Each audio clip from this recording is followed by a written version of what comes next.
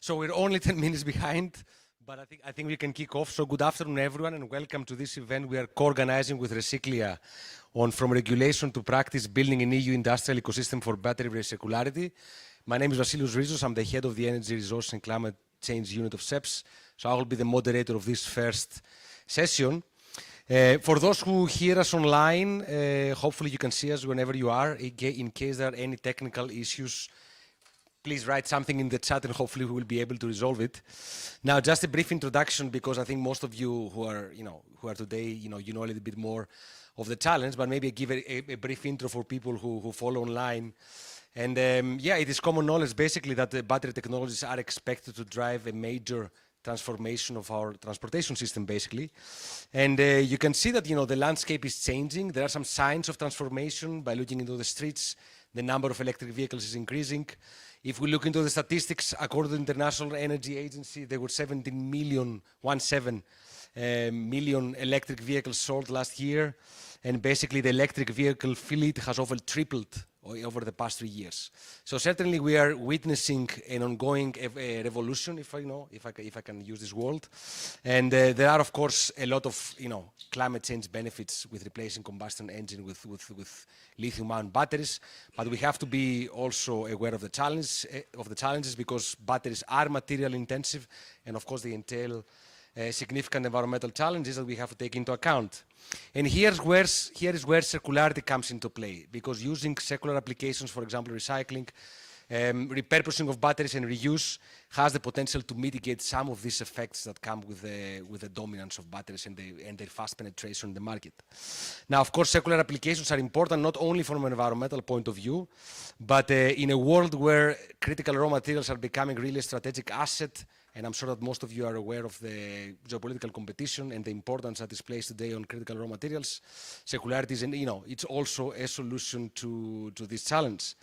Now, at the European Commission level, the Commission has echoed some of these concerns, and we have seen in the recent years, basically, the policy landscape impacting batteries is being basically transformed.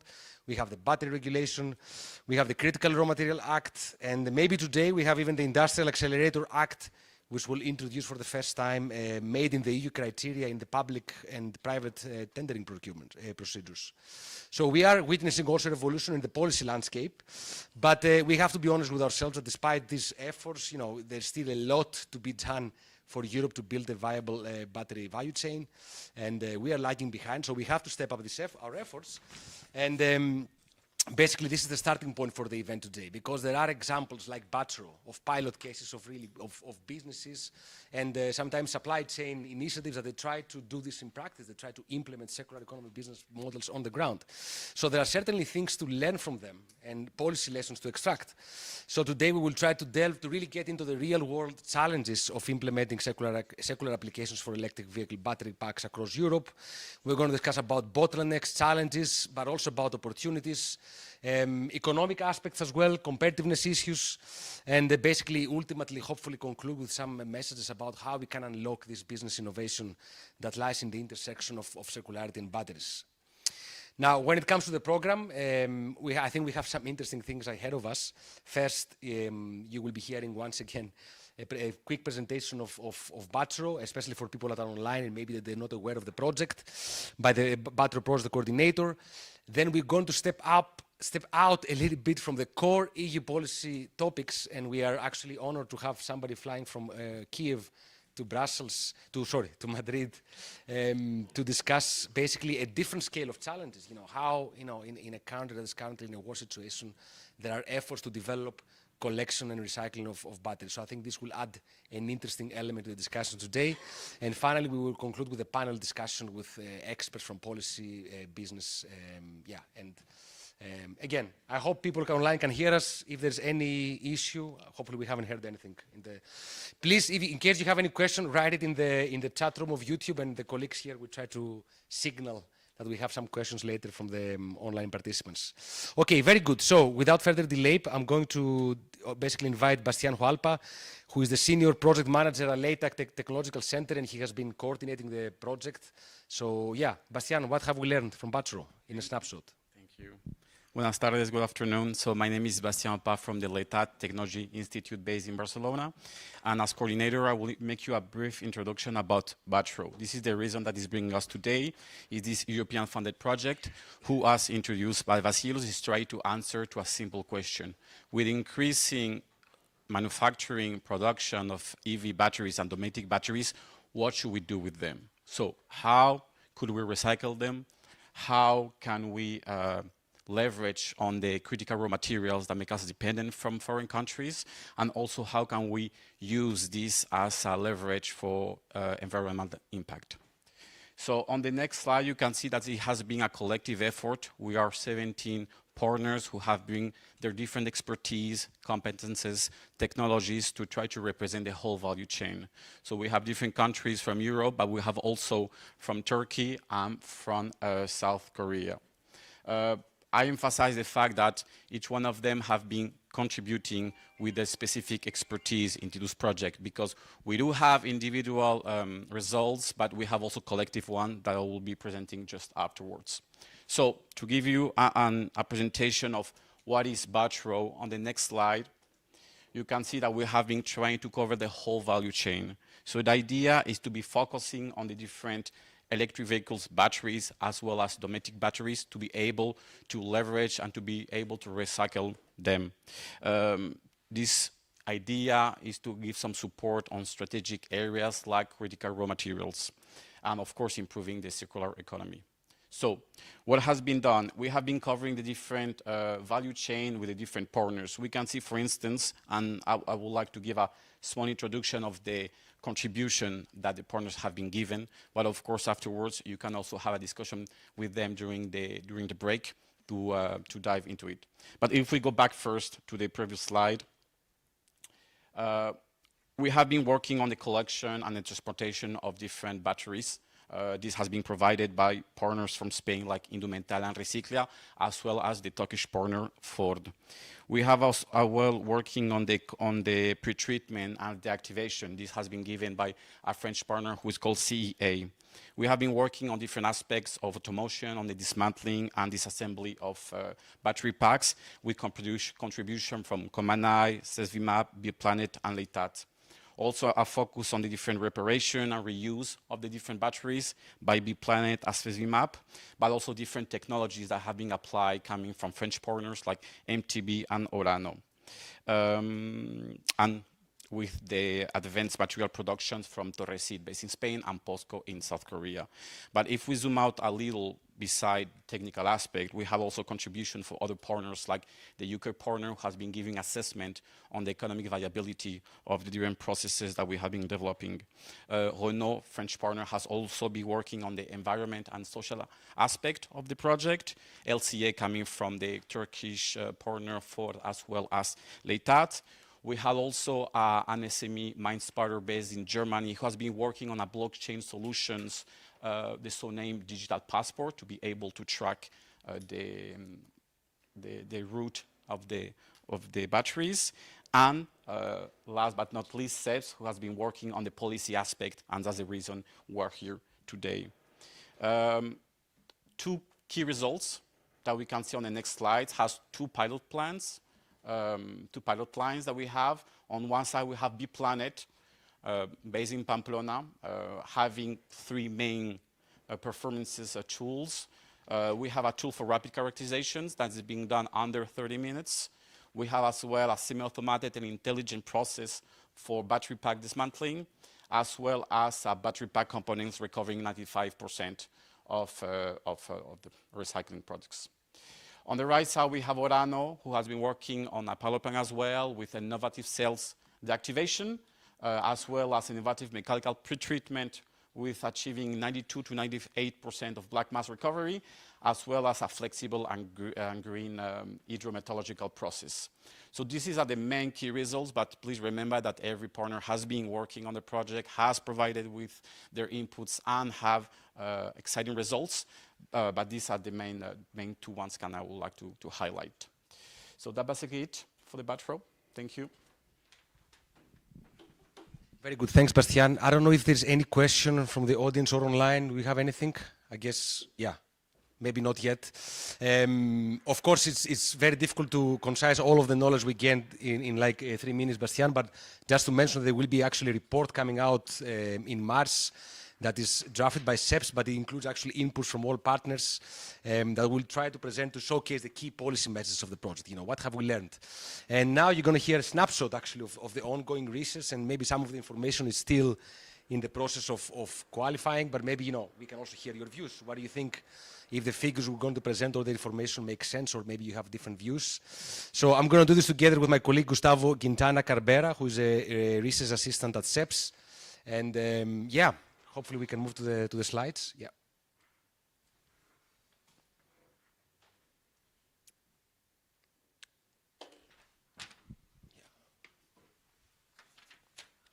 Maybe I use the yeah. So for next, I click this. Yeah. Yeah. All right. Good. Hopefully now you can see it, and people online as well. Very good. No.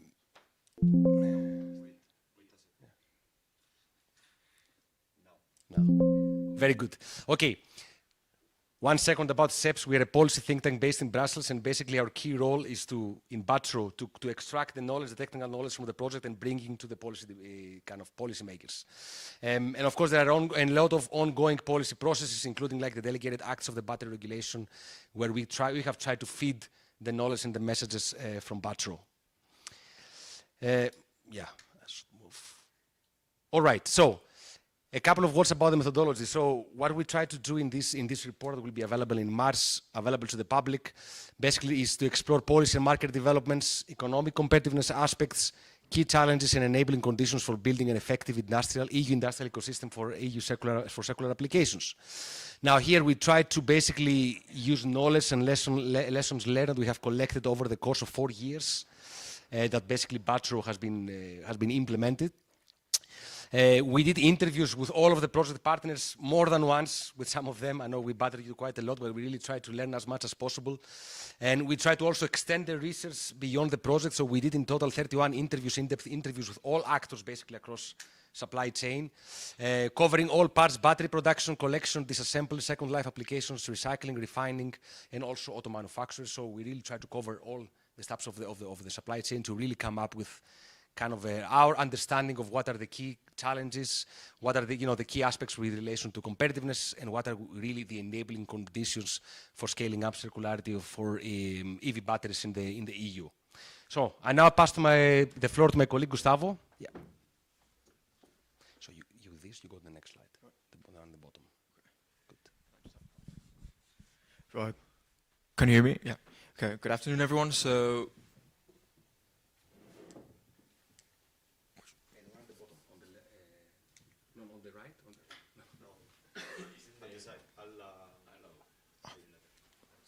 No.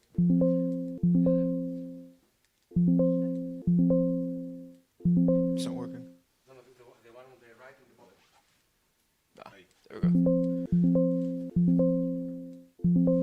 No. You have to aim towards the machine, not the screen. Maybe Oliver, you just do it. Yeah, I can do it. Right.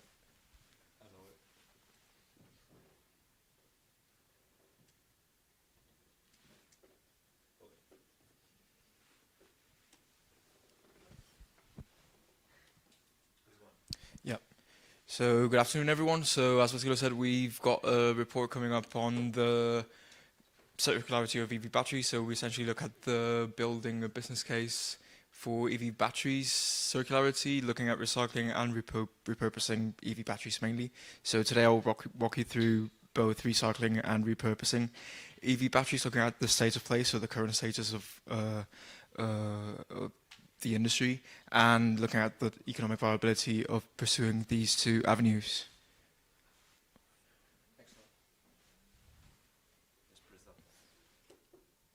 Right, so the aim of recycling EV batteries is essentially to recover the high-value metals which are present in the cathode active material of the battery cells. So this is essentially lithium, cobalt, and nickel.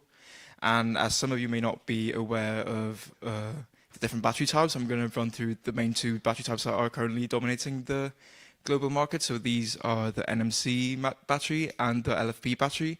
Now, traditionally, we had the NMC batteries being the main dominant battery type that had dominated the global market, but more recently we have shifted towards the LFP battery becoming increasingly dominant. And although in Europe we still don't see such a dominance in other markets, we see in China, for example, there's already being the main battery type being adopted. Now, the problem with this battery is that although they are 30% cheaper on average than the NMC type, they have a lower recoverable value when it comes to recycling. So if we just take a look at this table, this is from our research. So this shows the weighted value of the metals in both types of batteries. So we look at lithium, cobalt, and nickel, and this considers the concentration of these metals in both the batteries, along with the market value, the market price of the metals as of the latest available figures. So we see that the LFP battery is sort of 25% as valuable as the NMC battery. So these are not currently considered profitable to recycle as a whole. So just looking into the recycling process itself, so many of you may be aware, but it essentially involves an initial mechanical shredding process in which we shred the battery apart, and then it either follows a pyrometallurgical avenue or a hydrometallurgical avenue. The more conventional process is a pyrometallurgical avenue, which recovers cobalt, nickel, but fails to recover lithium, which is lost in the slag. Now, this is a very highly energy-intensive process, and so it has very high operating costs. So there's this new process, the hydrometallurgical process, which does recover cobalt, nickel, and in this case does recover lithium, which can access greater profitability for recovering these metals, especially when we consider the shift in the battery type being present in the market. Right, so there's just a very urgent need to scale up the hydrometallurgical capacity in Europe, and we're already seeing signs of this. We have, for example, Iran working on this, which is part of the project. And this map on the right shows part of our research. So we have tried to map out the existing and announced recycling facilities across Europe. So the green dots show the recycling facilities that already exist, along with their capacities. And the yellow dots show the recycling facilities that have been announced, either for capacity expansions or new plants as a whole. So the current capacity in Europe for recycling is 400,000 tons a year, and we expect this to grow to 720,000 tons a year, based on the projects that have been announced across the EU. So one of the main challenges that we see in European recycling plants is the throughput volumes that are currently limited by the relatively low numbers of EV batteries entering their end-of-life stages. And so maybe not most, but there are many plants that currently operate at capacity at below 10% of the available capacity. And by 2030, there is an expectation to reach 350,000 tons a year of throughput volume as a whole throughout the EU. And to unlock profitability in these plants, it's necessary for pyrometallurgical plants to exceed 17,000 tons a year per plant of EV batteries, and this would be 7,000 tons a year per plant for hydrometallurgical. So the economic viability of recycling EV batteries essentially depends on the revenues obtained from selling the recovered materials. And these largely depend on the commodity prices that we see in the market. So these are not fully controllable by the industry itself, but we can control the costs encountered during the recycling process. And this is what we must work towards. So the requirement would be to have the revenues exceed the costs, and the greater the profit margin, the better, obviously. So if we just look back to that table I showed you before, there's the weighted recyclable value in euros per kilowatt hour. So for LFP, it's 4.5 euros per kilowatt hour, and NMC it's 20.5. And then we just look at the costs. We found from our research that it may cost up to 19.2 euros per kilowatt hour of battery to recycle the battery itself. So if we just compare these two, the LFP battery is far below the cost it would take for it to get recycled, and we see that the NMC battery has just very little profit margin. So opportunities to reduce the cost and then in turn increase this margin are essentially reducing the labor costs, and this can be done mainly by increasing the automation of processes by including robotics in the process, as we can see from some of the pilots that have been developed across BATRAW, and also developing a full EU value chain which would reduce the overall transport costs, which, as we can see, cost up to 13% of the total costs in recycling. And then this final point, some people, or some papers, see this as being highly unlikely, but it would be ideal if we could have batteries which would be designed in a way that they are easy to recycle, and this design being standardized across all EV battery designs.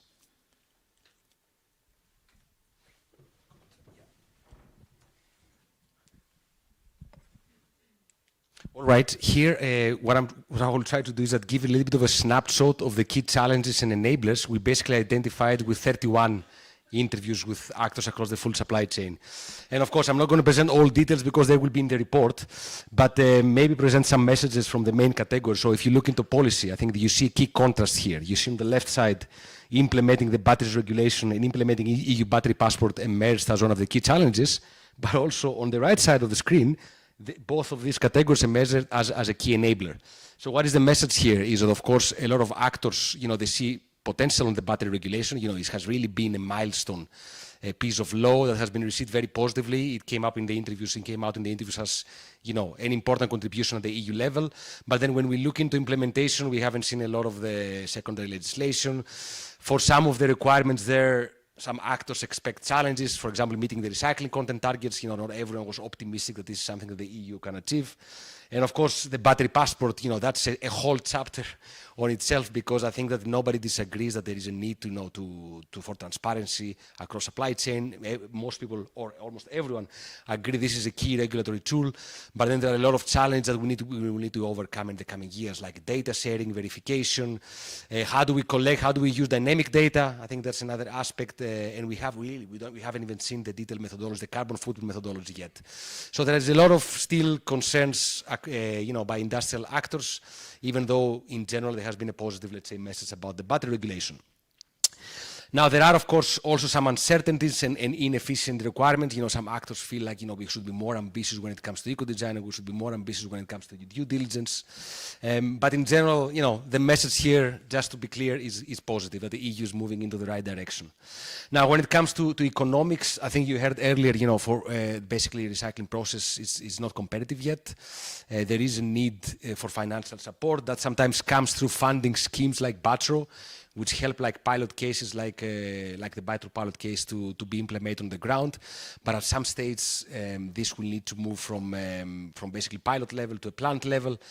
And then at some point, we will need to overcome the challenge that price volatility of basically, we will need to build scale. And to build up scale, as we listen in the end, we will still need investments, we will need regulatory certainty, and we will also need supply chain collaboration. And finally, when it comes to market, that's actually an interesting category, because if we look into supply chains, I think there is the concern that supply chain actors are not ready to share that, are not ready to collaborate. There's a lot of competitiveness concerns. So there are a lot of supply chain challenges, but at the same time, many actors mentioned that, through supply chain collaboration, through initiatives like BATRAW, where you bring the different actors of the supply chain together in the project, can actually help overcome some of these challenges. So maybe this is the direction that we should move ahead. All right, again, only a snapshot, but there will be a detailed report in March where we try to present in detail all of these different challenges and enablers. And if there's any question, happy to get into this later. Yeah.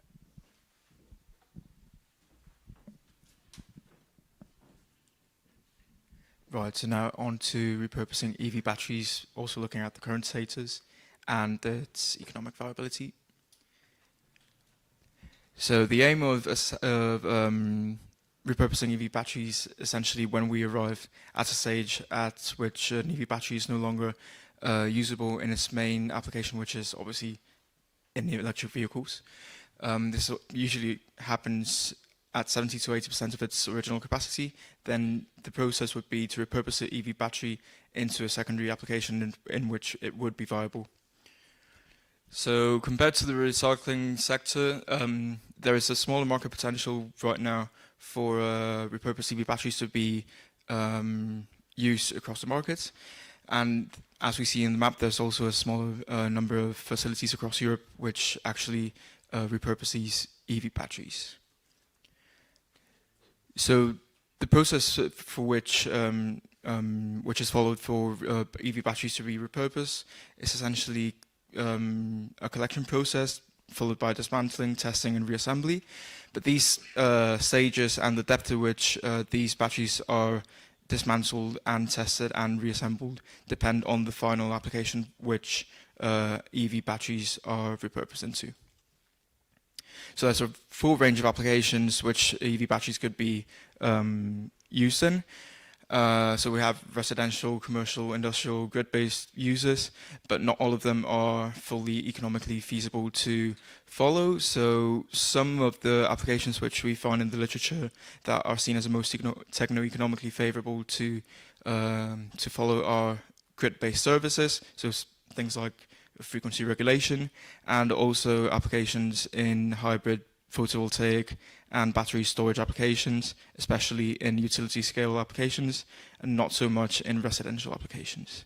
But nevertheless, there would be a favorable techno-economic assessment needed for each one of the processes, for each one of the applications, in order for a beneficial business case to be created. So the economic viability of repurposing EV batteries essentially depends on two factors. One of them is keeping a sufficient margin between the price of new EV batteries and the final price at which the repurposed EV batteries are sold in the market. So from the literature, we find that this is commonly stated as a 50% margin. And then we will then look at the repurposing cost. But let's just focus on this first aspect first. So I'll just walk you through this graph. So this is part of our research. The green line shows a trend we've seen since 2015 to 2025 in the price of new EV batteries. This is expressed in euros per kilowatt hour. So from our research, we now see that the price is at around 100 euros per kilowatt hour. And the yellow dots that shows retail prices that we have found in the literature for repurposed batteries, and this ranges between different applications, and we have not seen really any trend that shows a decreasing price in the market for repurposed batteries. So we've just kept this as dots in the graph, but it ranges as you can see in the right from 18 to 287 euros per kilowatt hour. So overall, we see a narrowing trend in which we have a decreasing retail price of new EV batteries and a somewhat stable, disorganized price for repurposed batteries. So as part of our research, we also conducted some indicative scenarios to 2030 to see where we could be in 2030 in terms of both new EV battery prices, and then with these scenarios, try and specify what the target price for repurposed batteries should be for them to be competitive in the market. So in grey, we have a bit of a conservative scenario. So this assumes that the current retail price for new EV batteries will remain constant to 2030.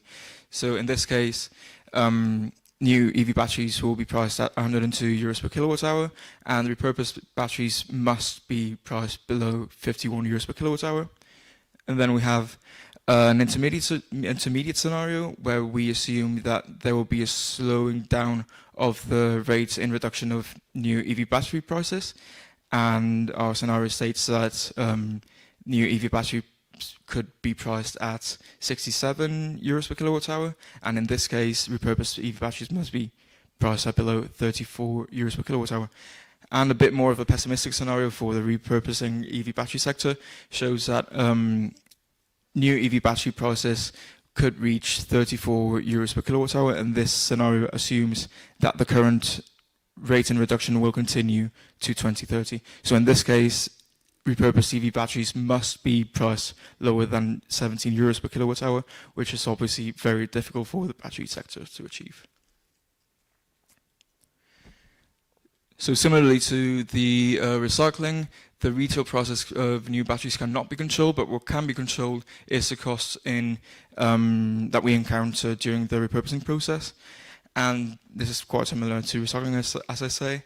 There's a need to scale up the automation of processes, either by robotics or alternative methods, and could potentially achieve a reduction in 97% of the disassembly costs, which can have meaningful reductions in the overall costs of repurposing EV batteries. And just as an extra point here, at the end, it would be potentially beneficial to target applications which have the lowest repurposing costs, because obviously not all applications have the same repurposing costs.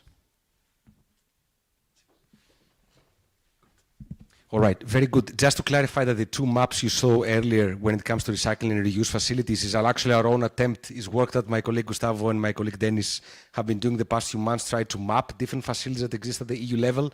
And what we found out is that very often information that was available in reports could not be verified by looking into the website of the companies.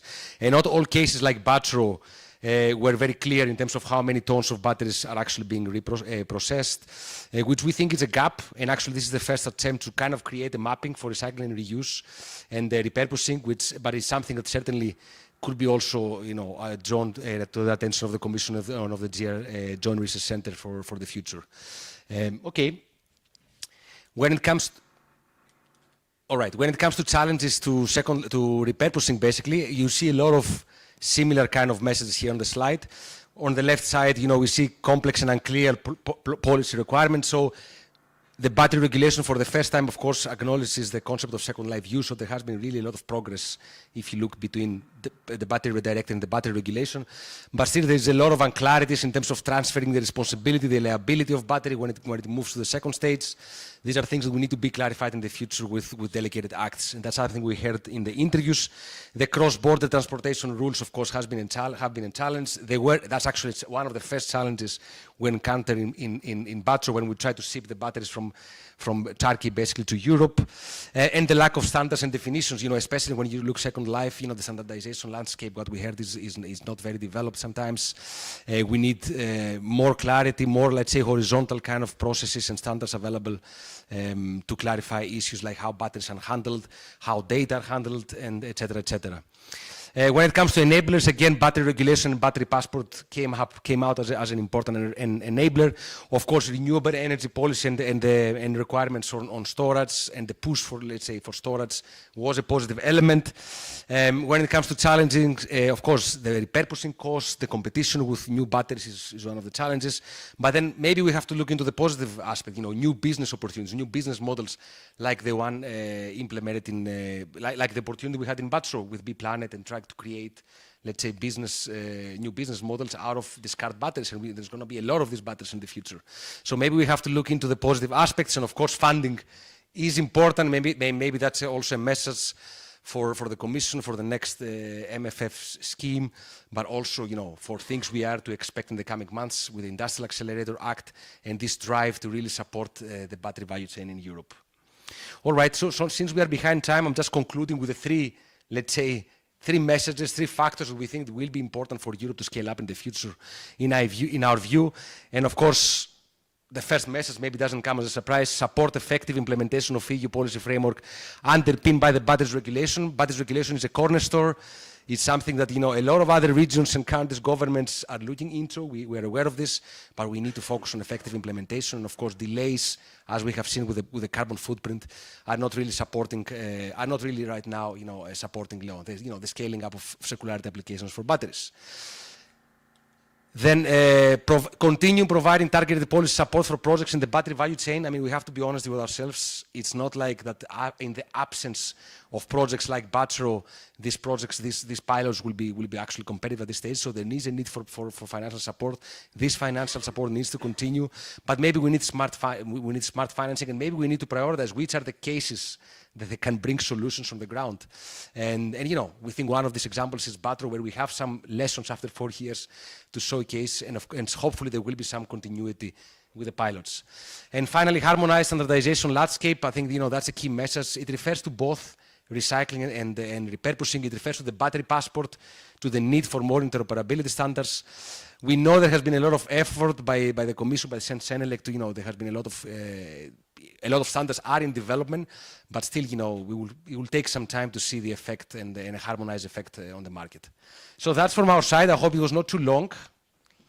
And I don't know if there's any question from, hopefully there is, from the audience or from online. No? From the audience, from anyone? Anything unclear or something? I don't know, are the prices that we saw, do they make sense? The financial figures? Yeah.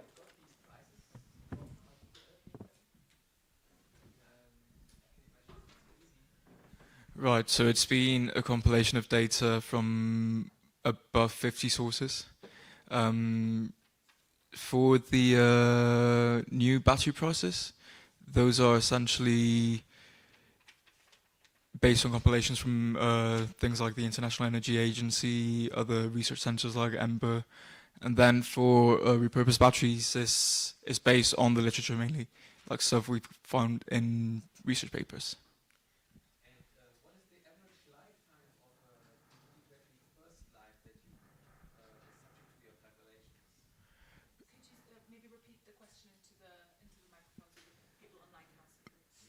Right, so he's asking about the lifetime of EV batteries. So we don't take into account the lifetime of the battery itself.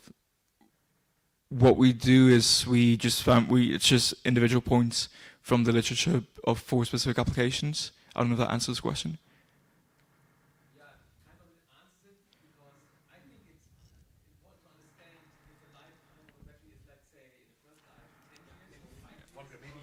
The microphone. Yeah.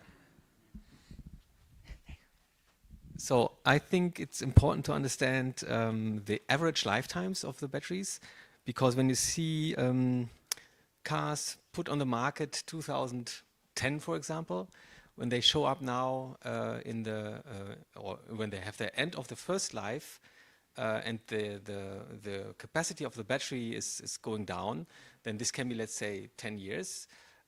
In future, it may be that it's 12 years or 8 years or whatever, or it can be in a second lifetime even that it's extended by another 10 years. So the pricing for recycling and for the respective chemicals or chemical compositions that you have to consider can vary a lot. And this makes all these financial calculations very difficult, and the investment calculations.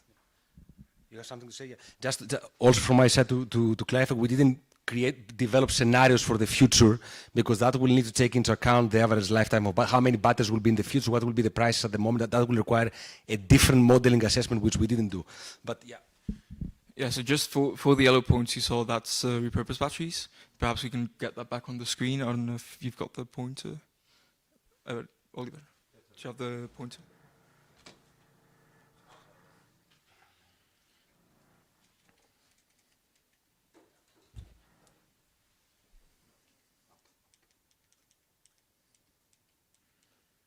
Right, so the yellow points, they show the retail price of new EV batteries, of repurposed EV batteries. So each point is from a specific paper, and it's essentially quite varied. So we've not been able to normalize any data. Each of them is also a specific application. So that's why we've kept it as a range between 18 to 287 euros per kilowatt hour, and we're not actually following any trend in reduction.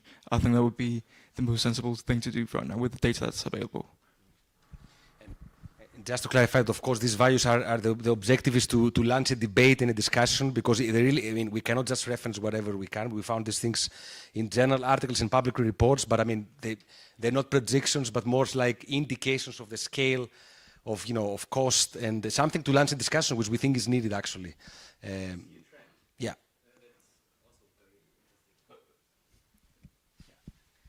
The green one is a trend from, like, that's well established. That's the problem is obtaining the data for the repurposed ones. The green one is well established. Good, yeah. Just a short comment on this, because, well, I am Egoitz Martinez, CTO of B-Planet Factory. So we have a saying on repurposed batteries. I do agree mostly on the green line. That's probably the prices we are perceiving in the market, not only for EV batteries, but also for large-scale, utility-scale projects. Even something below the 100 we are seeing in there in some very large projects. That's certainly right. I have something to say related to the assumptions on Second Life. So basically, I would agree on these prices and this basically a basic assumption of that we need repurposed batteries to be at least 50% lower compared to new batteries. That links strongly to the comment by the colleague related to the lifetime of the battery. If we were talking about batteries that were removed from the vehicle at 70 to 80%, that's probably right, because the lifetime you can assume for these repurposed batteries is still rather low, I would say. But that's not the typical case you are facing today. We at least are facing today. The truth is that there are many batteries that either have never gone into a vehicle but are still available because the OEM can no longer make use of them. There are overstocks, there are issues with the supply, let's say asynchronism between supply and demand. So what we see is that there's an overflow of batteries that are no longer usable for a vehicle, that are still useful for a potential repurpose, and that otherwise would be a waste, would be directed directly to recycling. So we can still extend their lifetime and provide them a second use. Now we started hearing second chance, not second life. And the truth is that the batteries we are seeing in the market available today to be repurposed are mainly above 90% state of health. So you can still make a lot of use of these batteries. They can still be used in different applications. And depending a bit on the market we are targeting with these batteries, these prices change totally. It's not the same the price for a utility scale project or the price for a CNI, those all-in-one cabinets we can see by most battery suppliers today, right? So that changes quite dramatically. Prices can easily be doubled for new batteries as well, depending on the target applications. And there's still some gaps in there. Of course, competition with new LFP batteries is very, very tough. We'll go into that probably later in the discussion. But there's still some gaps in there and some room. And well, we are a reality in that sense, right? We are working with repurposed batteries since B-Planet was founded. We are still doing so, and there's a market for that. And as long as we are trying to boost the European supply chain, and we are willing to have industry that focuses on building batteries, either if they are circular, second use, second chance, whatever we can call them, there's still some target markets and some applications on which we can have a saying. Very good. I think the message here is that these processes are not as linear as people think sometimes, that the battery, enters a car, then is used, it reaches 80%, and then goes for second life. There can be a lot of disruptions in these business models and a lot of cases. Okay, very good. Is there any other question or anything? Or shall we move ahead? We have one from YouTube. Okay, please. What is the importance of the export of these EV batteries? Okay. Yeah. maybe what I can comment here is that from my perspective is that when we look into like the EU policy at the moment, I mean, there is, they try to find the right equilibrium of having like an open market, but at the same time put in place some measures that, you know, support the European industry, support recycling in the EU. So these are measures we expect to see in the Industrial Accelerator Act, but there has also been some restrictions on exports of the black mass. So there is, let's say, a regulatory trend to like support European recycling industry, while of course, you know, not going against the WTO rules. So in the longer run, of course, there will be exports. We were not going to have the capacities in Europe to deal with all of the batteries. We're talking about millions of batteries. So there should be a market also, some of these batteries also going outside the EU.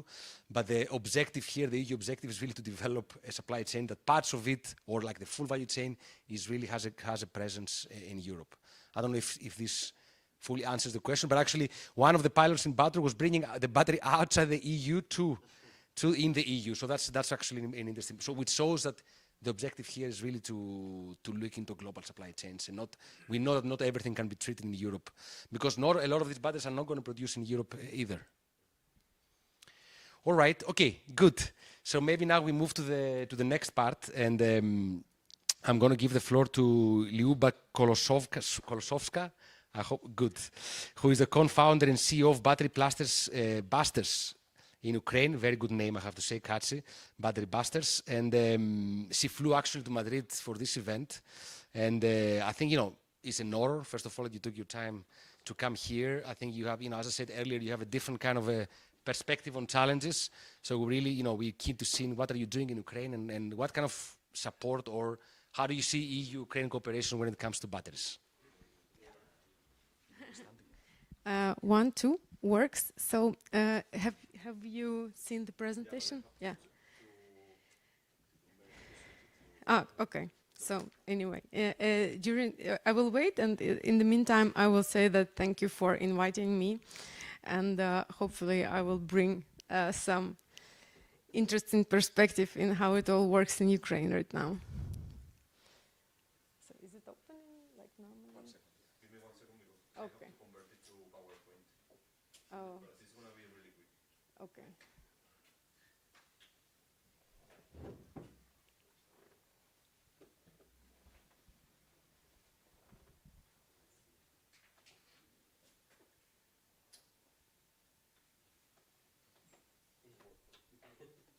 Cool. Okay. Yeah. So let's see if it works. Yeah. So I'm saying you hello from Ukraine. I came from Kiev. I live in Kiev, in our capital. And this is how normally looks the city. And I push, let's see. Okay. Yeah, I think it's a little bit cropped, but it's fine. So, yeah, this is how the city normally looks, and this is how it looked this winter. Like basically almost the same view. Like we have a little crop. I don't know if we can like make the picture. Okay. So let's see. Yeah, so this winter has been like particularly complex, like the hardest winter we had. And if I look as the person with the burnout, I have a reason for this, because this winter, like Russians started, like the main front was the energy front, like to make the total blackout, and also like electricity, water, and heating. And normally in Ukraine we have very hot, very warm winters, but this time it was -20, which is like we're not used to these temperatures, so this made it all more complicated. This is like they targeted energy infrastructure, but also affected houses. And the picture on the right is actually my house where I live on the upper floors, because I live on the 2nd floor. And then I had a drone hit this January into my house, because it's like 500 a night. It can be during the massive attack, and it's very complicated to like hit back them all. But we survived, and one of the reasons we survived were the batteries. Right now, as my colleagues in the climate movement say, everyone in Ukraine is a power station. So if you look at it strategically, actually every apartment building is now holding the energy during the time when there is energy at night, for example, and balancing it during the day when you don't have electricity. And here you can see like the popular models are EcoFlow, Bluetti, and this kind of things. So normally, like they are okay for the fan. For here, I think they have toaster, but also like steam iron. So at least when you don't have electricity, you can still have a clean head and like look more or less fine. Because like I had this experience, there was no water, heating, and electricity, and I was still fine because I had water reserves, and then the EcoFlow. But also on the left, you can see the little power station in my apartment building where I live. Like it's a 9-story building, and everyone kind of co-founded this little station so that we have heating when there is no electricity. And of course, all of this like tremendous burst of lithium usage brings us to the question of recycling it all. And our organization started long before in 2013 as the volunteer movement. We invited everyone to collect batteries in homes, schools, because we didn't know that you have to pay for recycling. Like fairly, this is how it started. We thought that it will be that easy because there was a plant in Ukraine which said that they will recycle them, but they didn't. And we ended up with tons of batteries with no answer what to do with them. Since then, we've grown a lot, like in understanding how it should be done, and also like I'm so pleased to say that in 2017 we've learned from Recycler and Ecopilas how it works in Europe, and they came to Kiev, and also I visited Madrid that time, and we inherited this model and built the extended producer responsibility so that we add up the price of the battery in the supermarket. Not on the level of policy, there is no policy for this in Ukraine, but on the level of retail partners. And like again, we've been dealing mostly with zinc manganese batteries and sorting them. During the sorting, we already have lithium batteries. We ship them to Europe right now. But what we are trying to build now is a separate system to collect lithium batteries. So we are doing manual sorting. It's our industrial site where we do this. Also, another sign to understand that the problem is coming are these real pictures from the landfills. We know that they have at least 3 incidents a month, like the normal landfill, and it's very complicated to fix. This is why, like, we started to learn how it works in Ukraine right now. It turned out that probably many of you know that a lot of electric vehicles end up in Ukraine, like those who were bought in EU, used in EU, then exported to Ukraine. Ukraine has a very large stock of them, but none of them are wasted actually. So they are like when there is an end of life, car workshops, they deassemble them manually, so nothing is wasted, nothing is shipped anywhere, and all of these batteries end up as the portable or like semi-industrial power stations as the ones you've seen before. And of course, even the more obvious use of them is the front line. There are different types of usages because for expensive drones you need new batteries because it doesn't make a sense to waste a very expensive drone with the bad battery. And the guarantee here for the battery is also very important. But also there are some other usage for detonators and some simple application where you can take a very bad battery and it works. It's a complete environmental disaster on the front line. Like all the land is covered with this like partly destroyed batteries, so it's like everywhere on the ground there. But this is how it goes, and of course, if, like, and hopefully at some point the hot stage of the war will be paused, at least, then we will have also a lot of them. And this is what people do. So there is a market in Ukraine that all the used models are sold. So people are selling them, and some DIY shops, they do little power banks, big power banks. For this reason, like, many companies consider that, oh, there is a huge stock of electric car batteries in Ukraine. That's not true. So it's the secondary market already working, mostly illegally. Like, it's not regulated anyway, but a lot of people are doing it. Like, there are thousands of people doing it. We also have large storages like this. It's the Fluence company from US with our top energy company. They installed many storages like this to balance all of these blackouts. And most of them are LFP. So what we can observe, that I said black, I meant lack. So in EU, it's a lack of the black mass, yes, but there are plants already and extended producer responsibility. In Ukraine, you have large stock, but there is no extended producer responsibility. So for this reason, we need to find some way, at least for LFP, to finance it, because like how this dilemma looks for a person. You buy an EcoFlow.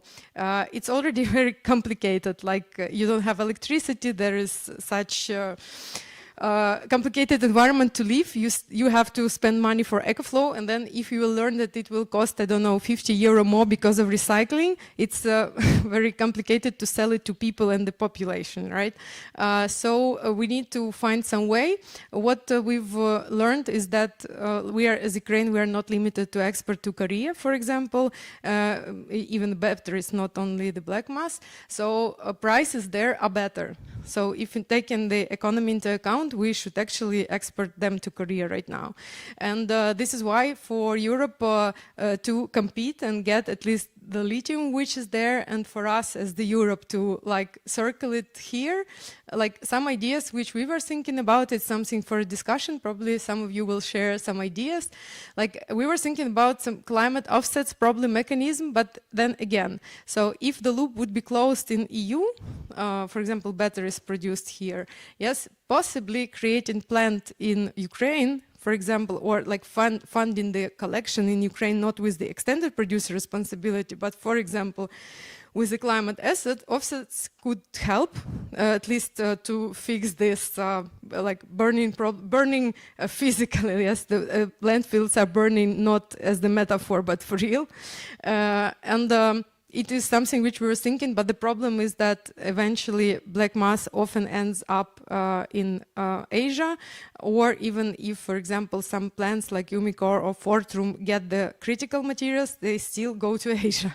So this is why it is very important to move all of this chain, which was already mentioned here, because like otherwise it's also a huge footprint potentially. But the way we had it with the portable batteries, kind of already collected many tons and had to find the solutions. We're like in the situation that we have to find it. Otherwise, like our organization is bombed with requests from people, from companies, what should we do with those used ones, which cannot be used anymore. And there is also a problem with sorting them, because when, okay, we've kind of fixed the problem for electric vehicles, batteries already, but when these power banks made of them will be recycled, like there will be a need to recycle them, it's very complicated to distinguish the chemistry, because all of these power banks, they look like you've seen here, so they are very, very different. And these sorting solutions, easy and scalable, will be very, very important for everything. I think like this is more or less the same in general that I wanted to share. I also like decided to add the QR code just in case anyone wants to support Ukrainian armed forces, because it's a very, very scarce and complicated situation right now on the front line. I have many friends on the front line, and you see my voice starts to change when I speak about it. But I would be ready to ask for your, like, to answer your questions and share something more. Thanks.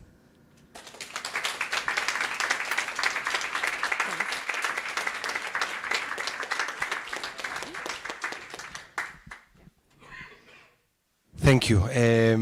Yeah, what can we say? Very inspiring, first of all, and that you are here and you're making all of this effort with the means that you have. I think it's, you know, it's quite inspiring. I don't know, questions or something, comments or anything? What do you guys think about climate offsets? It doesn't make sense. You know, from an economics point of view, you could find arguments in favor of it. Now, the political dimension is another story, and whether it could fit into the whole kind of climate offset kind of debate we have in the EU, you know, that's something to be discussed.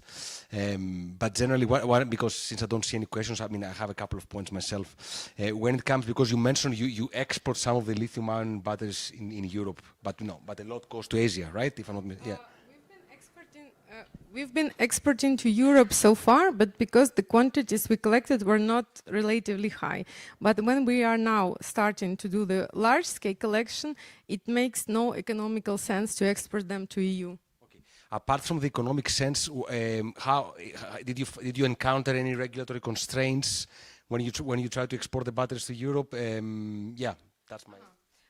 For the moment of now, like it was very complicated the first time, especially when it was the Yellow List and Basel Convention for hazardous waste, because we were also exporting cadmium and like lead. So when you go with the Basel Convention and a Yellow List, it's terribly complicated. So we've made it, but especially if we would want to send to some country which is not directly the neighbor, like Poland or Romania, but if we decide, for example, to send to Germany or to somewhere in Scandinavia, I don't know, we will have to get permits in every country we cross.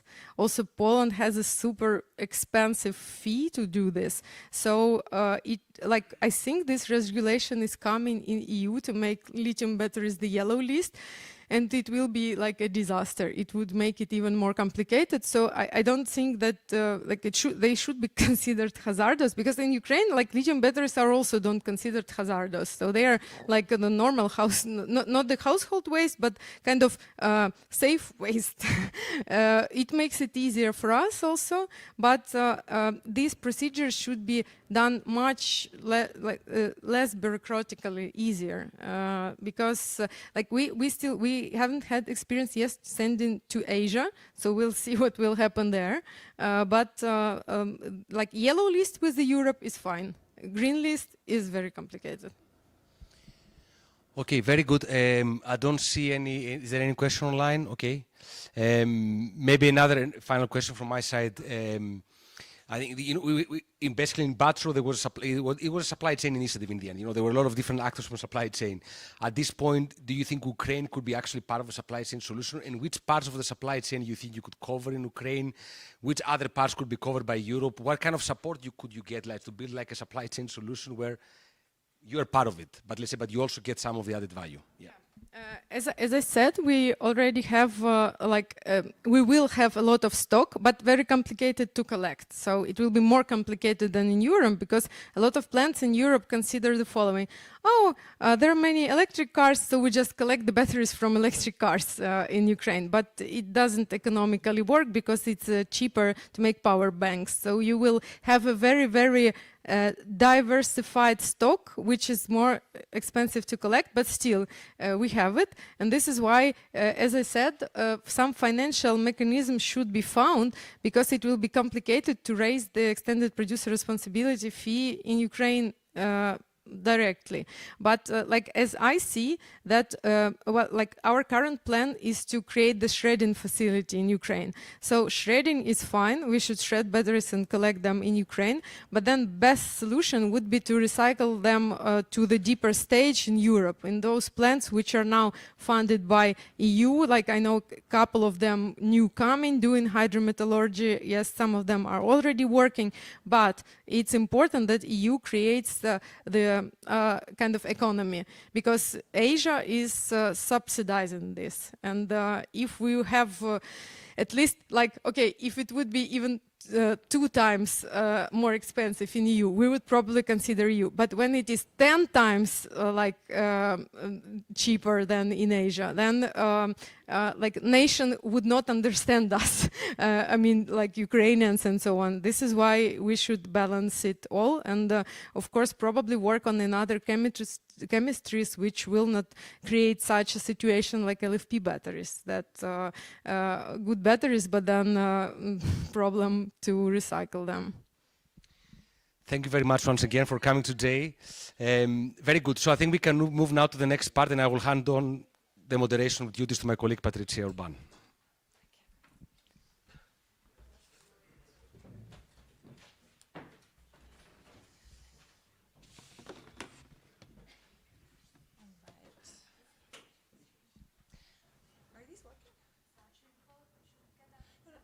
I'll call you to the stage. Yes. Okay. Is this working? No. No? Yes? Okay, amazing.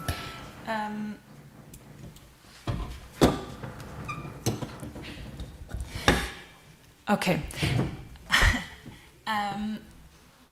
Good afternoon, everybody. Using these microphones will make the panel discussion much easier because we will all be sitting here. My name is Patricia Urban. I'm an associate researcher at the Center for European Policy Studies, and I have the pleasure of moderating today's panel discussion. So thank you very much from my side to all of the wonderful presentations we've just heard. I think they are a great context for our discussions now. So as we've just heard, the EU policy landscape is rapidly emerging when it comes to circularity more broadly, but also for batteries specifically. And that brings a lot of opportunities and challenges alike. And we will discuss these today. So focusing on recycling and second life applications, and also trying to identify potential policy solutions for the challenges we still face.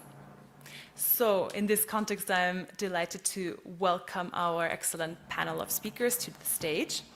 I will apologize in advance for butchering any names. But first up, we have Paula Ceballos Coloma, who will sit here.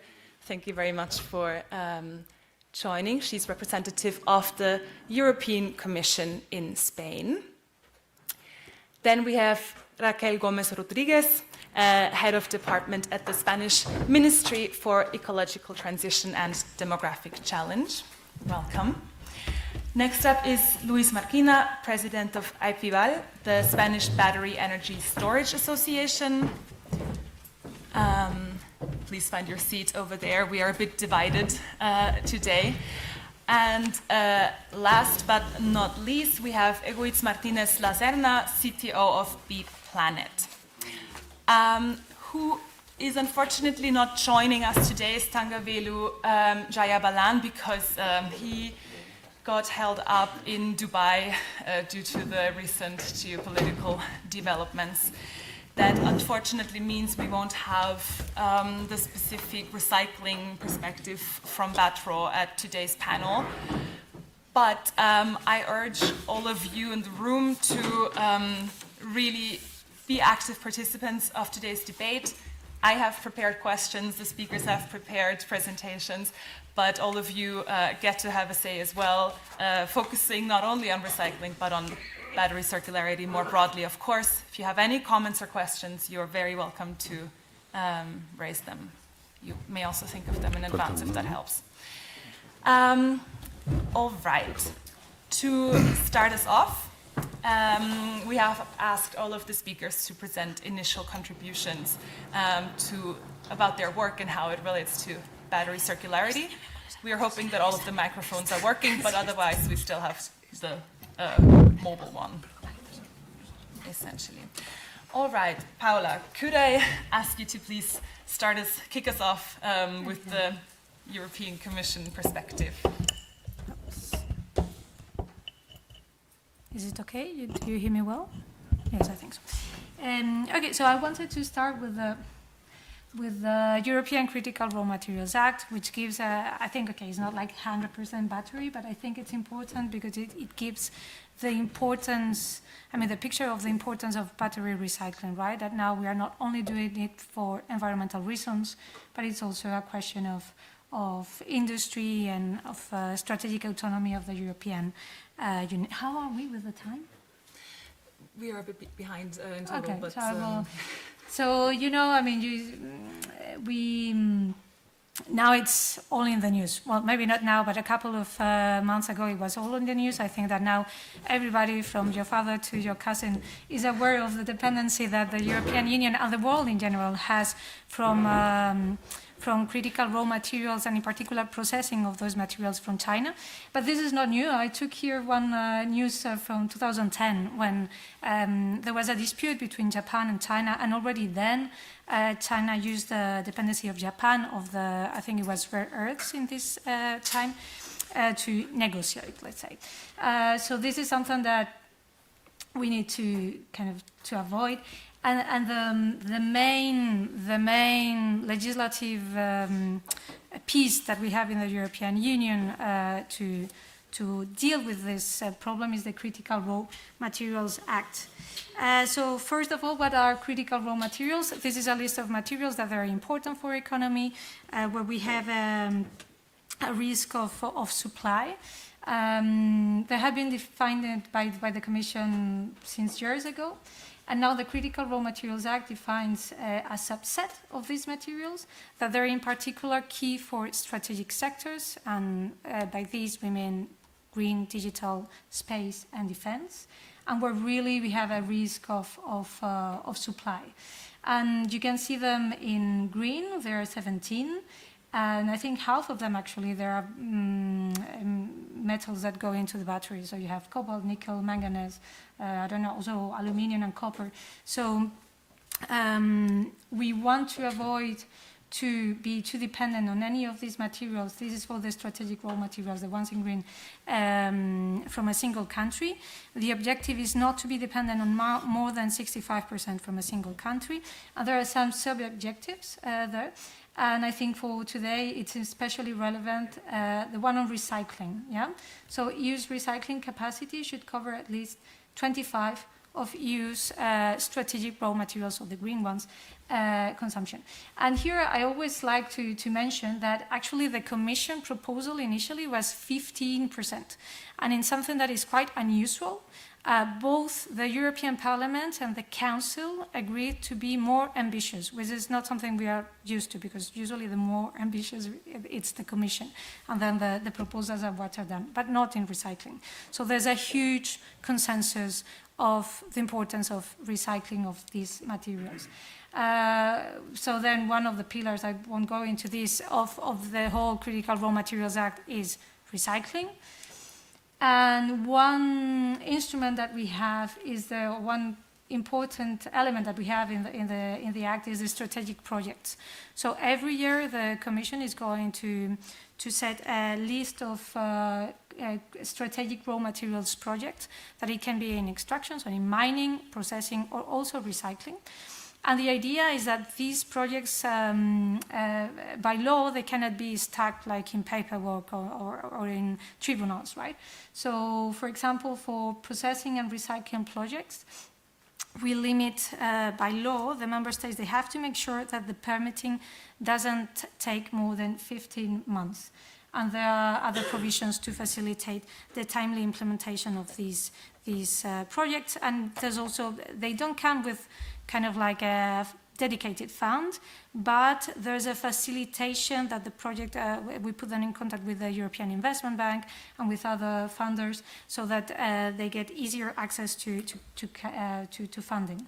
The first list was from 1 year ago almost. There were 47 projects selected in the European Union. 10 are recycling plants.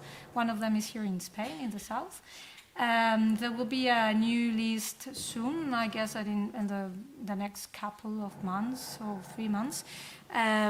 We still see a lot of interest of projects to be selected in this list. And I think, yeah, this is just so that you see if you have very, very good sight. But many of the projects are in the strategic raw materials used by batteries. And I think I'll leave it here, and then we can extend, probably, yeah, I think in the questions we're going to speak more about the batteries regulation and all that, but I really wanted to give this as a starter because it sets a picture. Excellent. Thank you so much, Paula. Then we move on to Raquel next and focus on the Spanish situation specifically.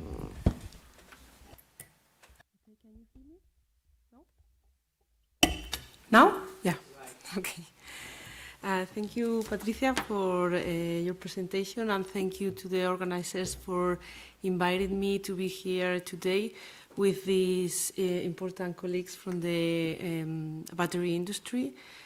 As all of you know, the European Green Deal marks the beginning of our transition to a decarbonized economy. And batteries are essential to this process. Batteries are not only at the core of this change toward electric mobility, but also play a role in the decarbonizing electricity generation to helping to store energy, as we can do with repurposing of electric vehicles' batteries. Given their key role, batteries are subject to several new regulations. One of them is the Critical Raw Material Act, as Paula mentioned before. And because batteries contain valuable raw materials that are essential for economic growth within the European decarbonisation strategy. It is therefore necessary to establish a general framework that promotes their recovery. This Critical Raw Material Act established that within Europe, we have to be able to generate 25% of raw material used in Europe in 2030. But in addition to this, the European battery regulation is also enforced, and this regulation promotes the recovery of valuable raw materials contained in battery waste. And this is the first time that waste legislation has combined target relating to material recovery with generation of demand for recovery materials. This is because the regulation stipulates that new batteries must contain a minimum amount of secondary raw material. Within these frameworks, Member States are required to adapt the regulatory frameworks in line with this new scenario. In the context of Critical Raw Material Act, Member States must develop circularity plans in order to improve the recovery of these materials contained in a specific list of products rich on critical raw material. While this list of products is not yet approved, it is reasonable to assume that batteries will be among them. In our country, we have just approved the second Circular Economy Action Plan. And among other measures, the plan includes a specific action aimed at promoting investment in recycling and second life facility for batteries, as well as promoting circularity and sustainability in the manufacture of new batteries. However, from a regulatory perspective, the most important aspect is the change introduced by the battery regulation. The implementation of the battery regulation in Spain has modified the scope of our previous Royal Decree and the classification of the batteries. On the one hand, in terms of scope, battery regulation covers all batteries placed on the market, including those incorporated in other products, such as electric appliances or vehicles. This directly affects us because until now, the management of vehicle battery waste has been financed by the producers of those vehicles. On the other hand, battery regulation includes a new classification system that has already been implemented in our register of battery producers. Since January, producers are able to declare according to the new categories, such as electric vehicles and light means of transport. Additionally, thanks to the collaboration of producer responsibility organizations, the new classification of batteries goes beyond battery types, providing information about their use and chemistry in products placed on the Spanish market. But we still need to incorporate the distinction between first and second life batteries in this producer register.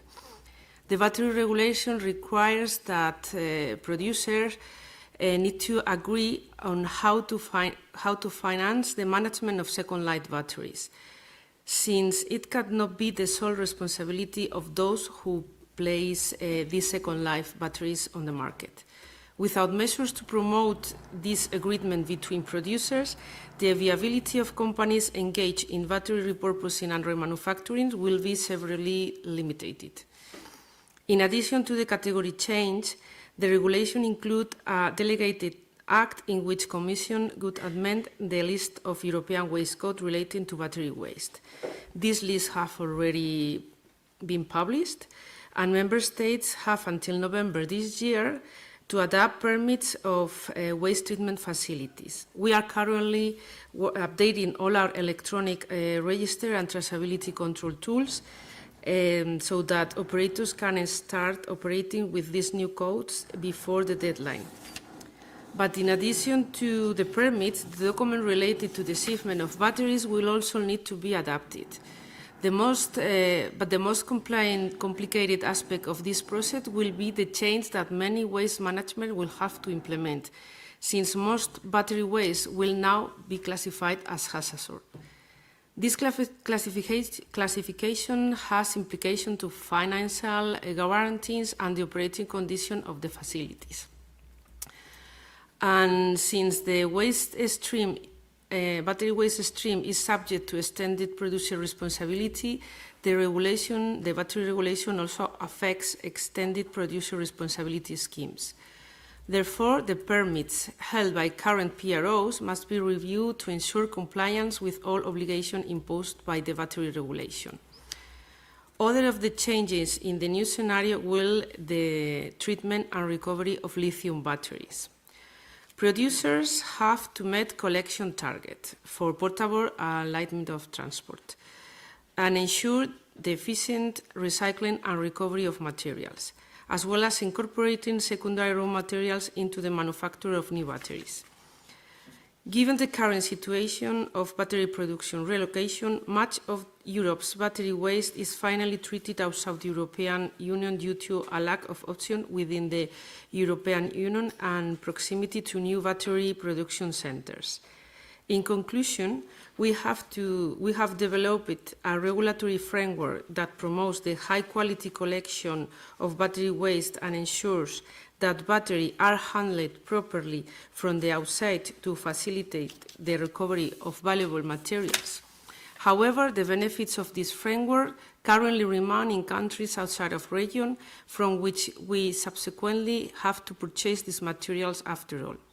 Definitely, this situation must change, and is in this change that projects such as BATRAW can pave the way towards a future in which we truly become an economy with low dependence on third country. Thank you. Thank you very much. I think that was a great overview over the policy side, and now we will move more to the industry side, way over there. Luis, why don't you start us off? Hello. Which is the question? Just some initial words about general your overview. Work. Yes. Okay, thank you. Thank you, BATRAW, for the invitation. Thank you, Patricia. Thank you, Luba, for your inspiration work. Honestly, I think we can do things together. I am the president of the Spanish Battery Association, and well, what can I say? What we see is going to be a massive explosion of battery system in the following years. Today we have the amazing amount of 126 megawatts connected, which is ridiculous. But it's expected about half gigawatt this year, and about 2 or 3 gigawatts in the following 2 or 3 years. And I think it's the beginning. Okay. The circularity is a key issue, since a lot of points of view. One thing I always wonder in this kind of forums is how many of the attendees comes from the investment side. How many investors are here? Because what we miss is the perception that this is a great opportunity. There is a great business behind. This is something that still has not has been interiorized from the investment funds, for instance, from the investment side. I think there is a lot of work to do, and also from the social point of view, batteries is going to be the growth of batteries is going to be amazing, but it's a challenge. And we see in a lot of countries problems, and we are going to see it in Spain. I mean, what we name the social license, which is the acceptance from the community, is not easy. And try to show that there is a circular economy, and that starts with the mining but finishes with this kind of mining too, is very, very interesting. What we perceive now is the most weak part of the value chain, all the circularity today. We don't see a lot of companies. I'm surprised with all the projects that are in process, Paula, honestly. I'm really surprised if there are 400,000 tons per year. And I mean, we have this capacity today in the UAE. I think it's a lot of them. I wonder if we can also work with the black mass today, and really in the pricing we've been looking before. But honestly, I think there is a great opportunity. I encourage all of you to push on that. There is a lot of work to do. For instance, from the investment side today, which are the developers of the projects, they don't know what scrap is. I mean, they don't know what do they have to do. They don't know that there is a cost that has to input in the business case. They really don't know which are the responsibilities and the whole responsibilities they have to face. So there is still a lot of work to do. Probably we are following all the sequential process from starting regulation, was that batteries, and then the construction operation, after that, which is how to manage the assets to get and the maximum profit of that, and at last, what's going to happen in the next 5-10 years, as you were asked before. No, probably yours is not the measure. Probably cycles are the measure. Egoic will tell us more. No, so there is a lot of work to do. I think we have to be very, very pedagogic, explaining that there is a real industry behind. I'm very, very happy to see that a project as BATRAW is very complete, great partners, great experience behind, and I think it's going to be the kind of projects that can be successful. My only concern is, as has been said before, we need regulation, okay, obviously. We need a standardization of the processes, absolutely agree. It's going to be essential, but we need subventions or incentives. We always need incentives, and this is I don't know. This is exactly. Perhaps we need some support right now, the financial support right now, but we should try to fight for a market that can resist and can be supported by itself. I think this is critical. If we always depend from subventions, and we will have the peak. But without this support, then the industry can fall down dramatically. So let's try to take the maximum advantage for the financial support in the first stages, but afterwards we have to forget the subvention and the incentives and try to create a market, a profit market by itself.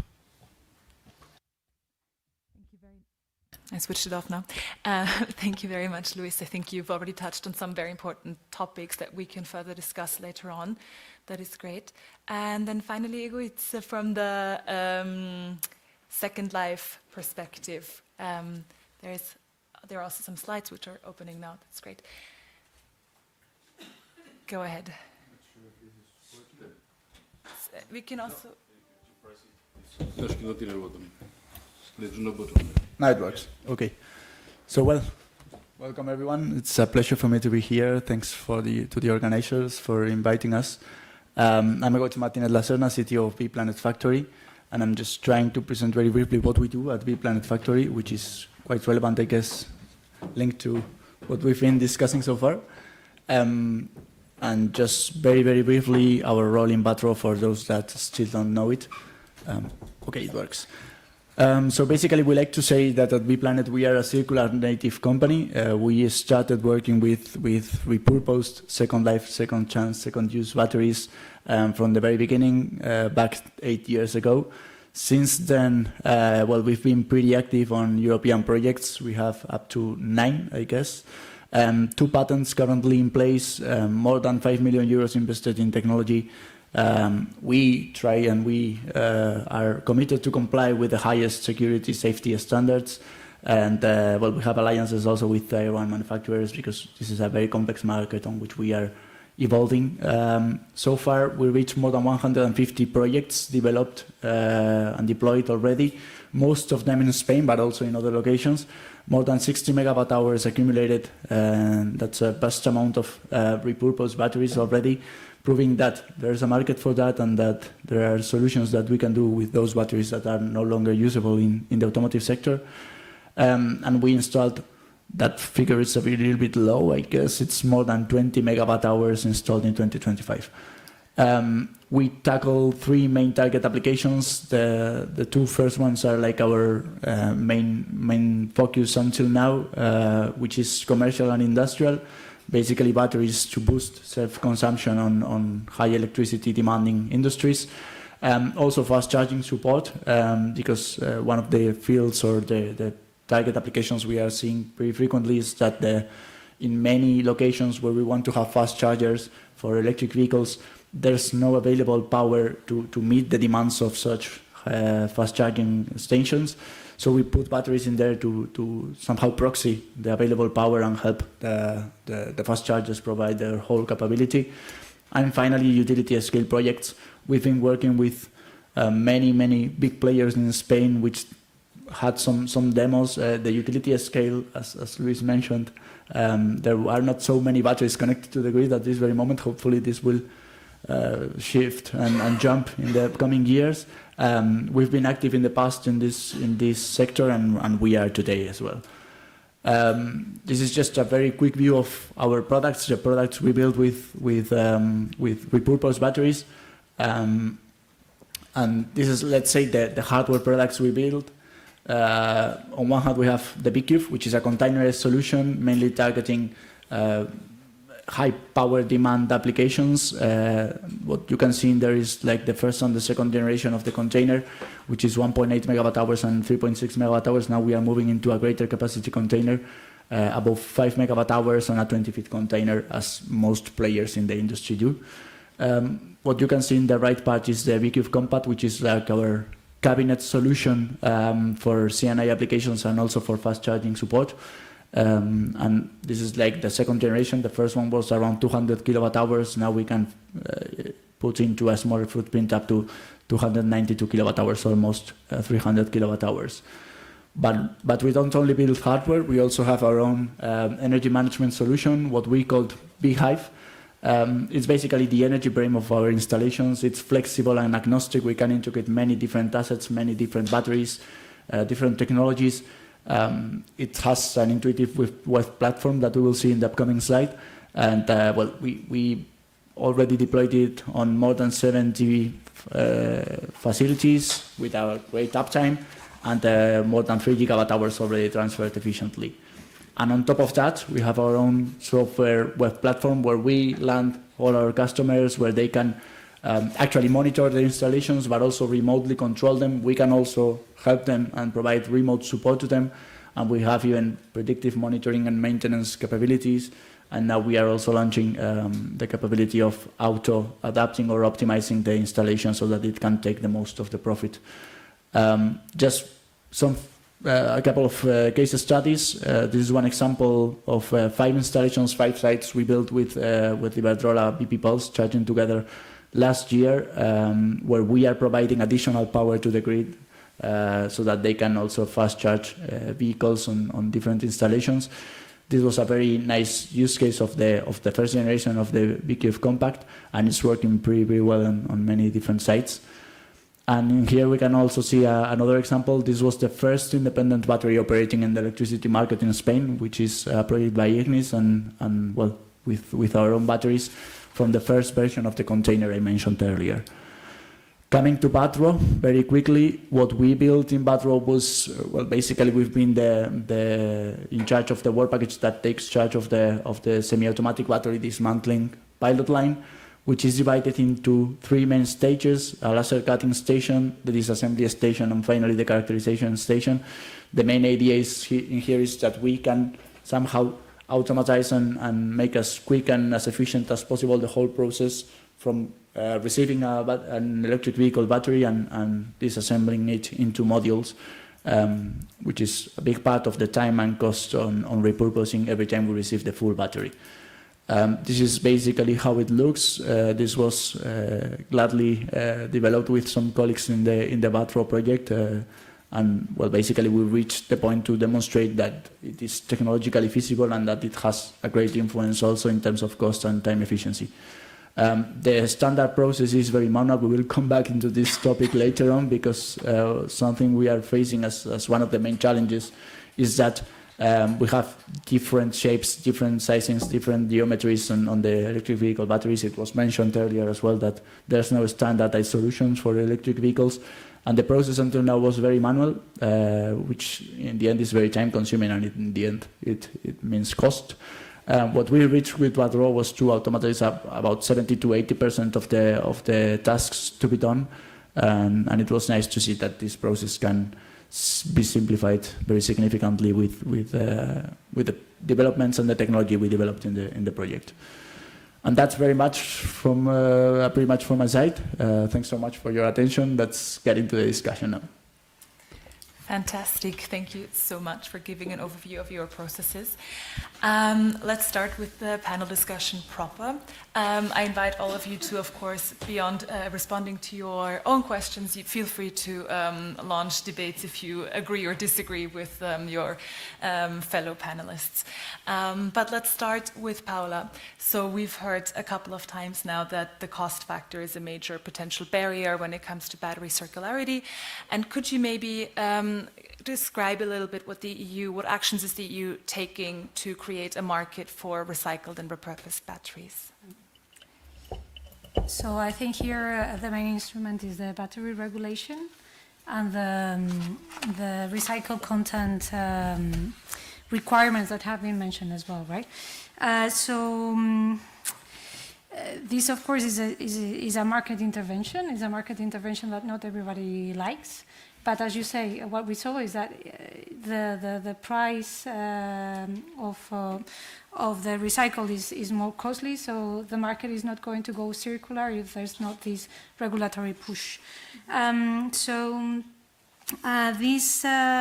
we have the slides, I can put, because I had a slide with the numbers and everything. Otherwise, I will say it. I will say it orally. So how does it go? The regulation sets a progressive approach. So this year, the Commission will adopt the methodology, the rules for the calculation and verification of the recycled content, and this will happen this year in second, third quarter. Then by mid-2028, the batteries need to include information about the recycled content, just information, no objectives yet. At the end of the same year, and this is very important, the Commission will do an assessment of the targets, and it has the power to change them if it sees that the conditions are worse than they were supposed, so they will decrease it, or the opposite. And then by mid-2031 is where the targets become mandatory.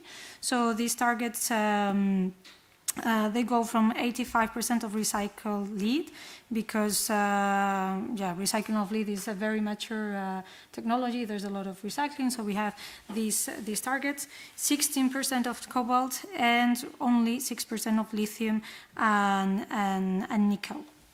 So this, I think, is the main regulatory incentive that we have. But there are others. There are other requirements that also give a push to the circularity of batteries. We have waste collection targets for producers of portable batteries.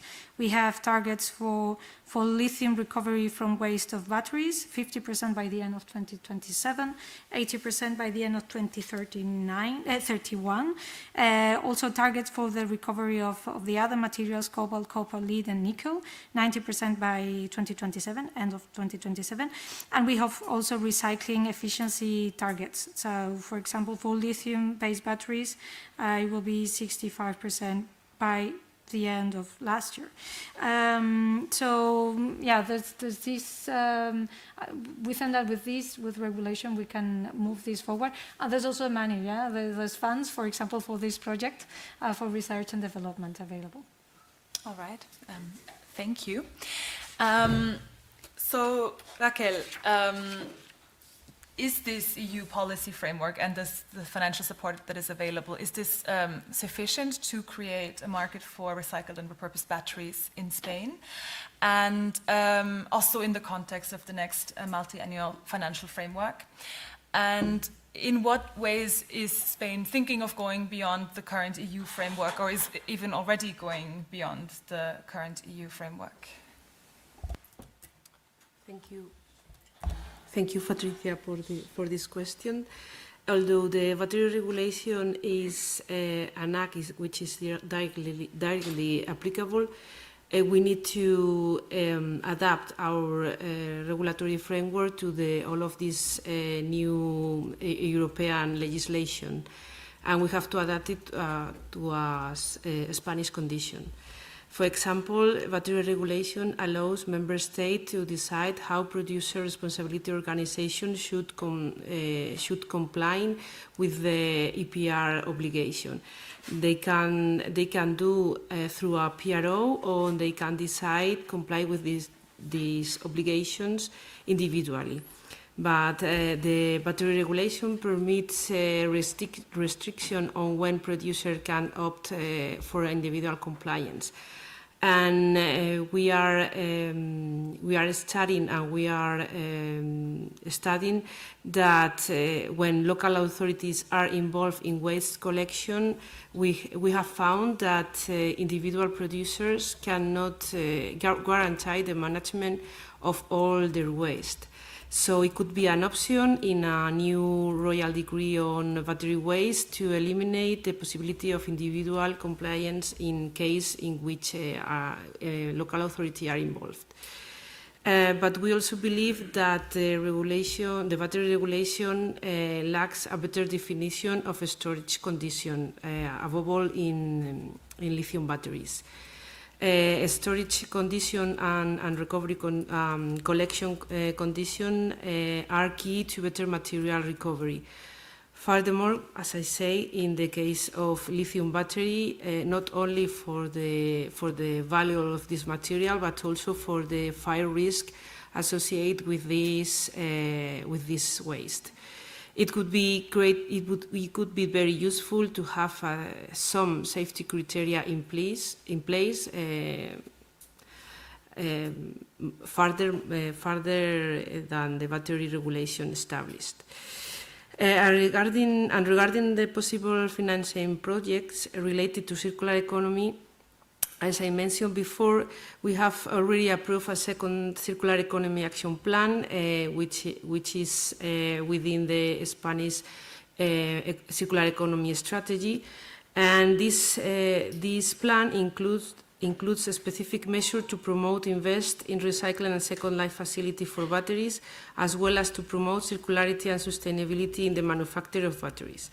A total of 35 million euros in direct aid will be allocated to companies interested in setting up facilities that promote the investment in recycling and second life facility for batteries.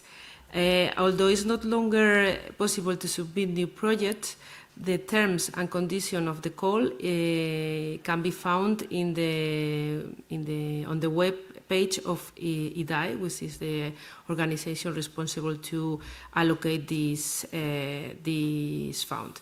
The program is called Reno Reciclia, if you want to check, if you are looking for more information. But we believe it's an opportunity to establish ourselves within Europe. As I said before, there is a lack of facility that can recover metal from black mass from battery, because we are exporting of our black mass to other countries out of Europe. So I hope that could be an starting point for improving our recycling industry. Okay, thank you so much. Some notes for EU-level policy that maybe Paula wants to respond to later. Then, similar question to you, Luis. Do you think that the EU policy framework and the financial support that is available or is going to be available is sufficient for scaling up battery circularity in Spain? Batteries or batteries?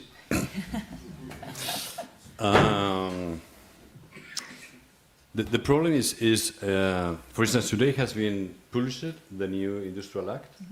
It's gonna be an industrial framework. We have to analyze deeply to understand how it works and what it's going to provide. We need a legal framework. That's absolutely critical, but we need it now. We don't need it in 2030.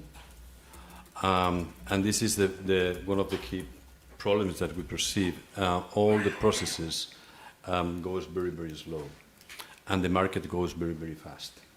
So once we have all the permitting, all the regulatory framework closed, we could have 50% of the targets commissioned out of the law, or not within the regulatory framework that we expect and we need.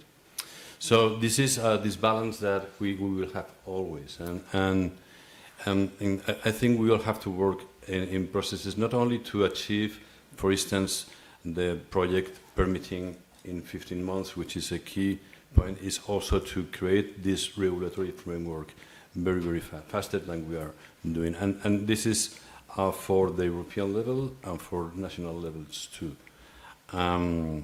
It's not easy. It's not easy. It's a complicated issue. Industry, new industry, complicated industry. We need a lot of technology, but we really have a great chance, as I said before. So, if there is no regulation, there is no security for investment, for instance. And for instance, one example that it's very easy to understand. For the European providers, which is one of the collateral effects of this, this circularity, is to create not only a recycling industry, is to create a factory of batteries, wherever the cell comes from or wherever the components comes from. Okay, and there is the chance to create a level of this power batteries, as 201 megawatt, 2 megawatts hour, for instance. Now there is a great challenge, a great chance, and a great opportunity in the commercial and industrial and residential side. So, but we are talking today is not a way to talk. It's today, and today more with the environment of war and gas pricing that we are having. No? So the circularity is a great way to protect the local content, the local industry. And there is a target who is asking for this local industry, which provides proximity, which provides service, which provides, I mean, I can pick up a phone and someone like will be there. Okay, so this is something that we are missing if we don't move faster. So yes or yes. I mean, regulation yes, but faster than we are going ahead now. Well noted. Thanks, Luis. I mean, the European content requirements are something that are potentially upcoming under the Industrial Accelerator Act. So maybe Paula can give us a bit of a first glance into this later on. But first, I would like to still move on to Egwit and ask you I mean, we've heard about this a bit before as well, but what do you see as the most important economic challenges when it comes to second life approaches for electric vehicle batteries, and how can public funding help, and what further support would be needed in your opinion? So this one is a tough one. I'll just take what Luis was just mentioning. We are having an increasing demand right now today, as Luis said, and that's already present. There's a price war with LFP batteries coming from Asia, which is hard to tackle. And at this very moment, we can say openly that we are in a very good position compared to what we were a few years ago with our own technology, and it still is not enough. And that's a big challenge. And that happens to every single manufacturer in Europe, not only to us, not only to repurposers, not only to industries related to recycling or circularity. The challenge is that we need to take advantage of the technology and the knowledge that has been generated in the last years, which has been a lot. But the reality is that technologically speaking, Asians are the power today. And we need to overcome these limitations with certain ways to do so. And we need to be very innovative. But when we are innovative, then regulation is a hurdle. The issue we have is that there's a lot of regulatory fragmentation. We can't compare the context in Europe to US, Asia, China, etc., in the sense that we have many different markets on which the regulation may be different. And that's a big cost in the end. We've had in the past many directives with connection-related directives, technical directives that in the end mean that you need to certify for each member state the transposition or the translation of the regulation that each member state does. We don't have a unified market, and that's a big issue. That makes it really, really hard, because when you want to move on and sell a product in different countries in Europe, we have many difficulties in the sense that we need to adapt to different markets, not only in terms of how we sell it and how we approach the market, but also in terms of the product itself. We've seen the picture, the map from B-Planet. Most of the batteries are located in Spain, and that's for a reason. And the reason is that going abroad is very expensive. And the new batteries regulation, fortunately, is not a directive, it's a regulation which somehow homogenizes a little bit the context and makes the playground a little bit more homogeneous from country to country. But we still need more, and we need to move on from local, national rules to EU-wide rules that can help on that. And a lot of the discussion today is related to recycling.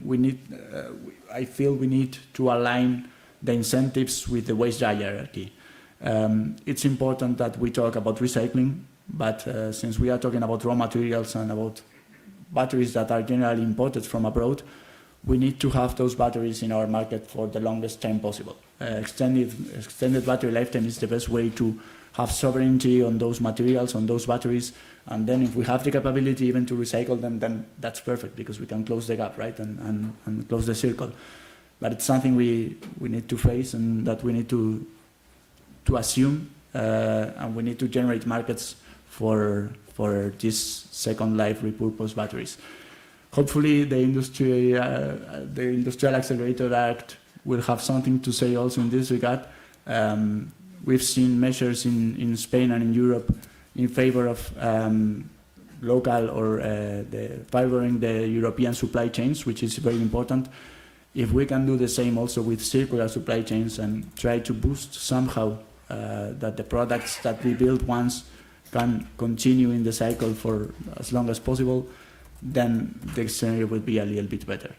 But of course, made in Europe is important, and we need to be aware that circular by default means that a product is made in Europe. So if we can do that, then we can potentially overcome some of the barriers. And as we said, we need that the market to be profitable on its own, but for this wheel to start rolling a little bit, we need perhaps some incentives and some helping or supporting programs from the institutions. Okay, thank you so much. This is an excellent bridge to my next question to Paula, so you're doing my job for me. Thank you very much. Paula, would you care to maybe comment a bit on the hopefully upcoming Industrial Accelerator Act and the Circular Economy Act as well, if you'd care to talk about that a bit. Okay. Yes, the Industrial Accelerator Act was presented like a couple of hours ago. So we don't expect an in-depth analysis, don't worry. I don't have, I mean, I don't have the detail of whether or not it says something on circularity. It does say, I mean, for batteries, there are some provisions on foreign investment. Yeah, so there's this whole idea that when foreign investment happens in the European Union, it really needs to bring added value to the European Union. And there are a set of conditions, 6 conditions, out of which these foreign investments need to comply for. If they don't, they cannot happen. The Commission is going to survey these, so they need to hire a minimum of 50% of EU workers. There are conditions related to local content, to ownership, to technology transfer, which is very important and was mentioned at some point in this forum. This includes batteries, but I'm not sure it includes batteries at the end of the life. Yeah.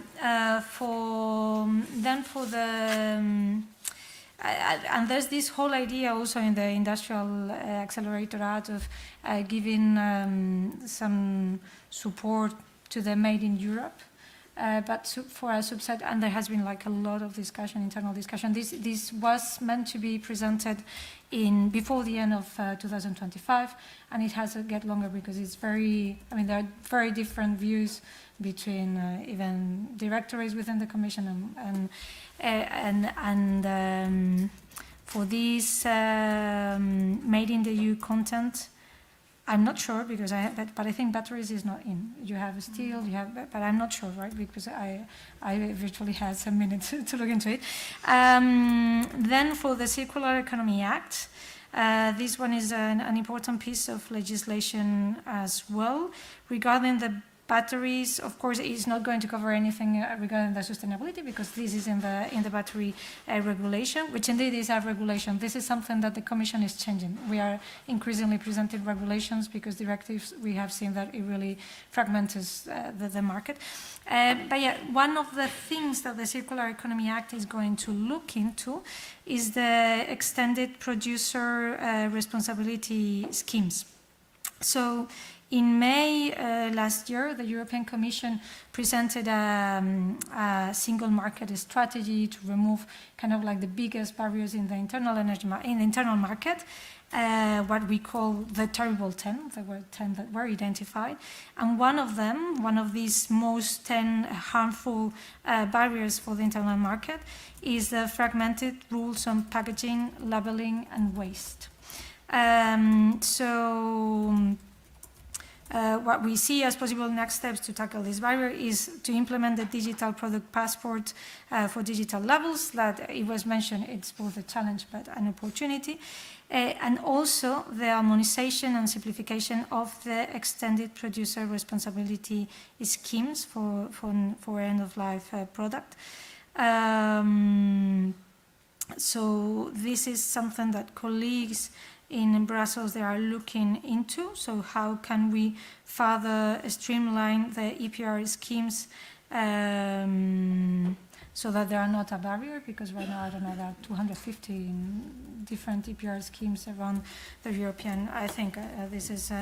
and now the Council... So we already presented something in the Environmental Omnibus. So right now... you need an authorized representative in each member state where you are going to sell, and we propose to remove this, but the member states are not super keen on this. And now the councils of the member states that have asked the Commission to come with a solution for the APR schemes that is at the same time simple and is not a barrier, but it also gives kind of like judiciary assurance to them. So they have asked el cerdo gordo que no pese, I say in Spanish. It's the fat pig that is doesn't weigh anything. Yeah, and the colleagues are working into that very hard. If you have bright ideas, please go to them because And but yeah, this is one of the main things I think in the Circular Economy Act that will have an impact in this end of life of batteries. That's very interesting. Thank you so much. I'm wondering, Raquel, would you like to comment on this, the Spanish perspective to abolishing these internal procedures? As other member states, we are not. We don't agree with the removal of the figure of the representative authority, so we can support that in the council. But we think maybe PROs could be a solution with we supply these for substituting this figure in the Circular Economy Act, and we are all waiting for this text because all of colleagues from the European Commission say that will be the solution for all the problems of waste. So we are waiting for this. You seem doubtful. Okay, so I will pester you a bit longer. In the context of all of these challenges, but also the potential promises and solutions, do you see Spain as one of the major hubs for battery recycling and reuse?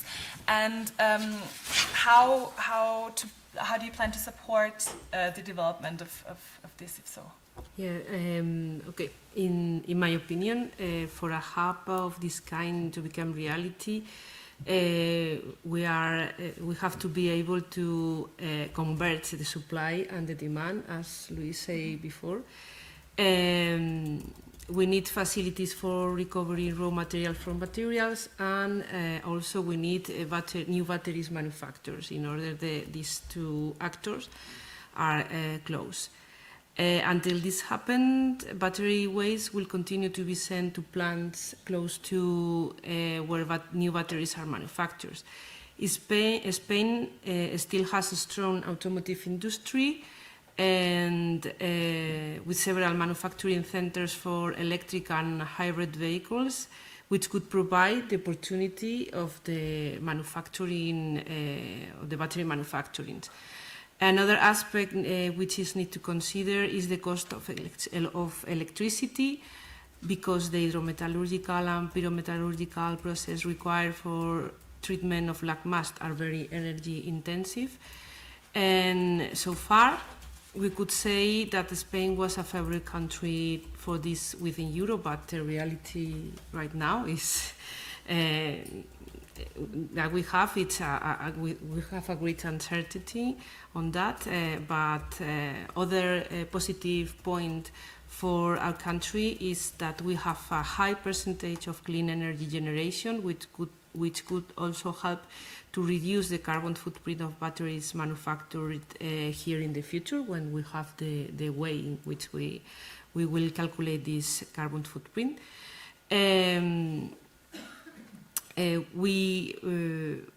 As I said before, we have launched a website to new investment facilities, including a Second Life facility, but we are not expecting to launch another calling for that kind of project, but we can use another mechanism that Paula mentioned before, the strategic projects under the Critical Raw Material Act. And we have experience on that in Spain, because we have a project, a strategic project for recycling in Spain, in Huelva or Sevilla, I'm not sure. Huelva.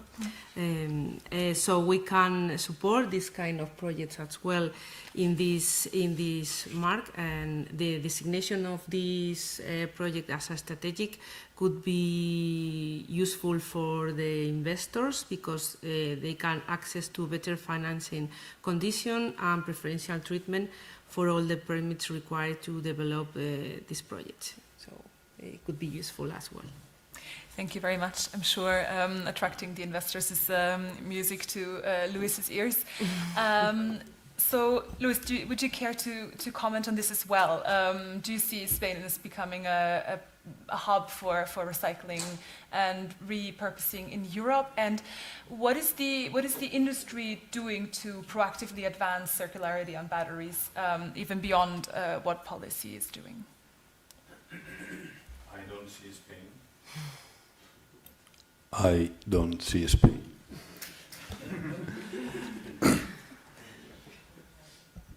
Not today.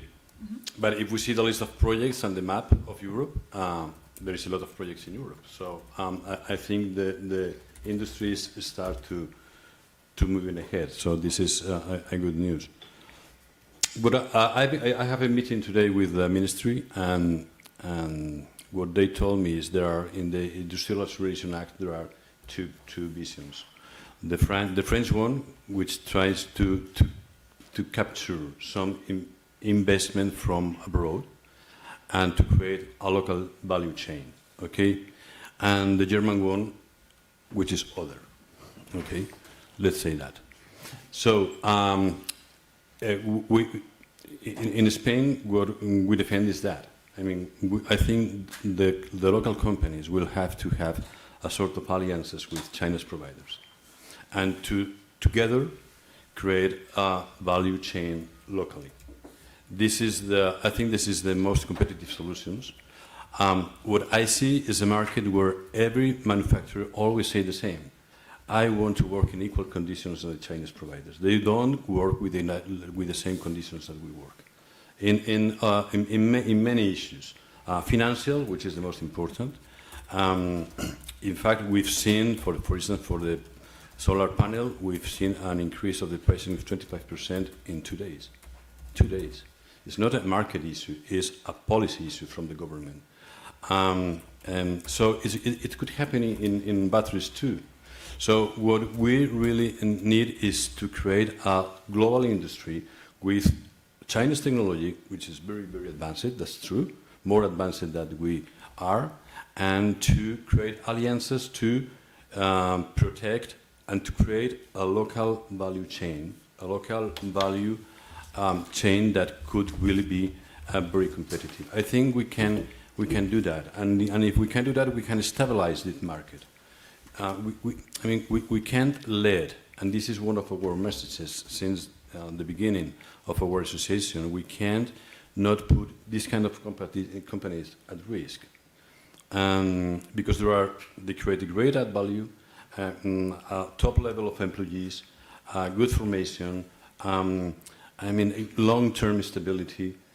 So we have to protect the local industry we have. And I think in the circularity there is still a lot of work to do. I don't know if it's going to be really very competitive. As Goethe said, even with support, there will always be a gap. So this gap has to be protected. Otherwise the industry in Europe has been devastated. Devastated. Well, let me focus on that. Let me point out it. I think is not the way. So, which was the question? What the industry is doing, irrespective of policy. No, and as I said before, we are late, but this is what we have.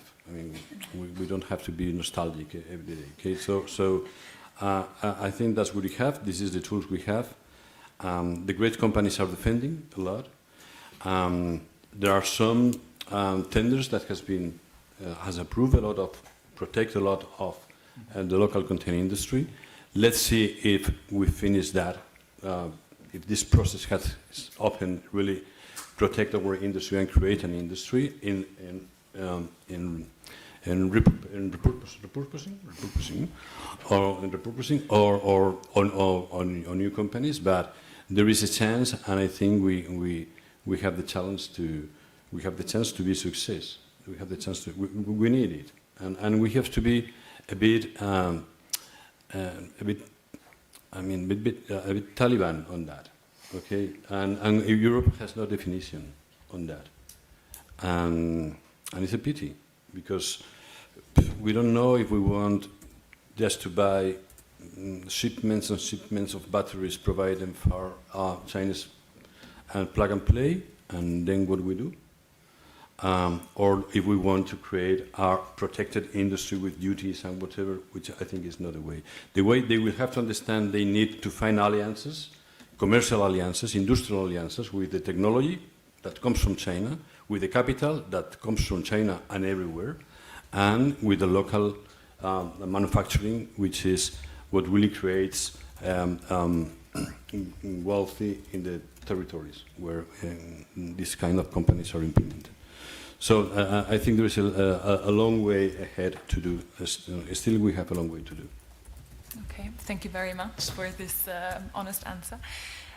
Before I move on to my next question to Iwitz, I will warn the audience that very soon you will be asked to come in with your own comments and questions and to really engage with this excellent panel of speakers. This is your time to shine and to to make sure that this is an interactive debate. So, Iwitz, in your view, what have been the main regulatory challenges for scaling up battery remanufacturing and repurposing, and how could these be resolved? A very easy question to ask, I'm aware, but I'd be curious to hear from your experience. It's a good one. It's an easy question to ask and hard to answer. I will just go from the general point of view into some specific details. The main challenge for us so far, also partially linked to what I mentioned before of this regulatory fragmentation, leaving that aside, and just focusing on the batteries regulation.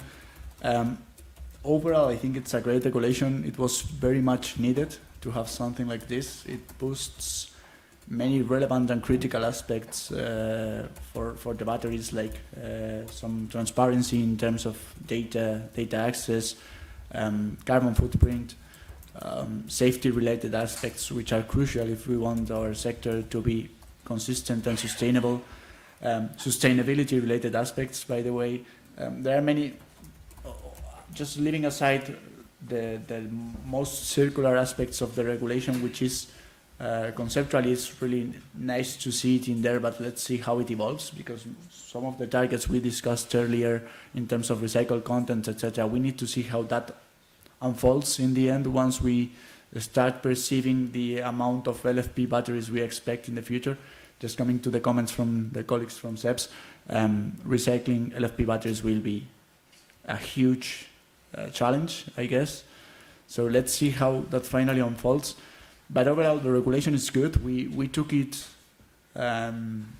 with many hopes, I would say. And once we had the final version, the final document, it was nice to see many different aspects covered in there.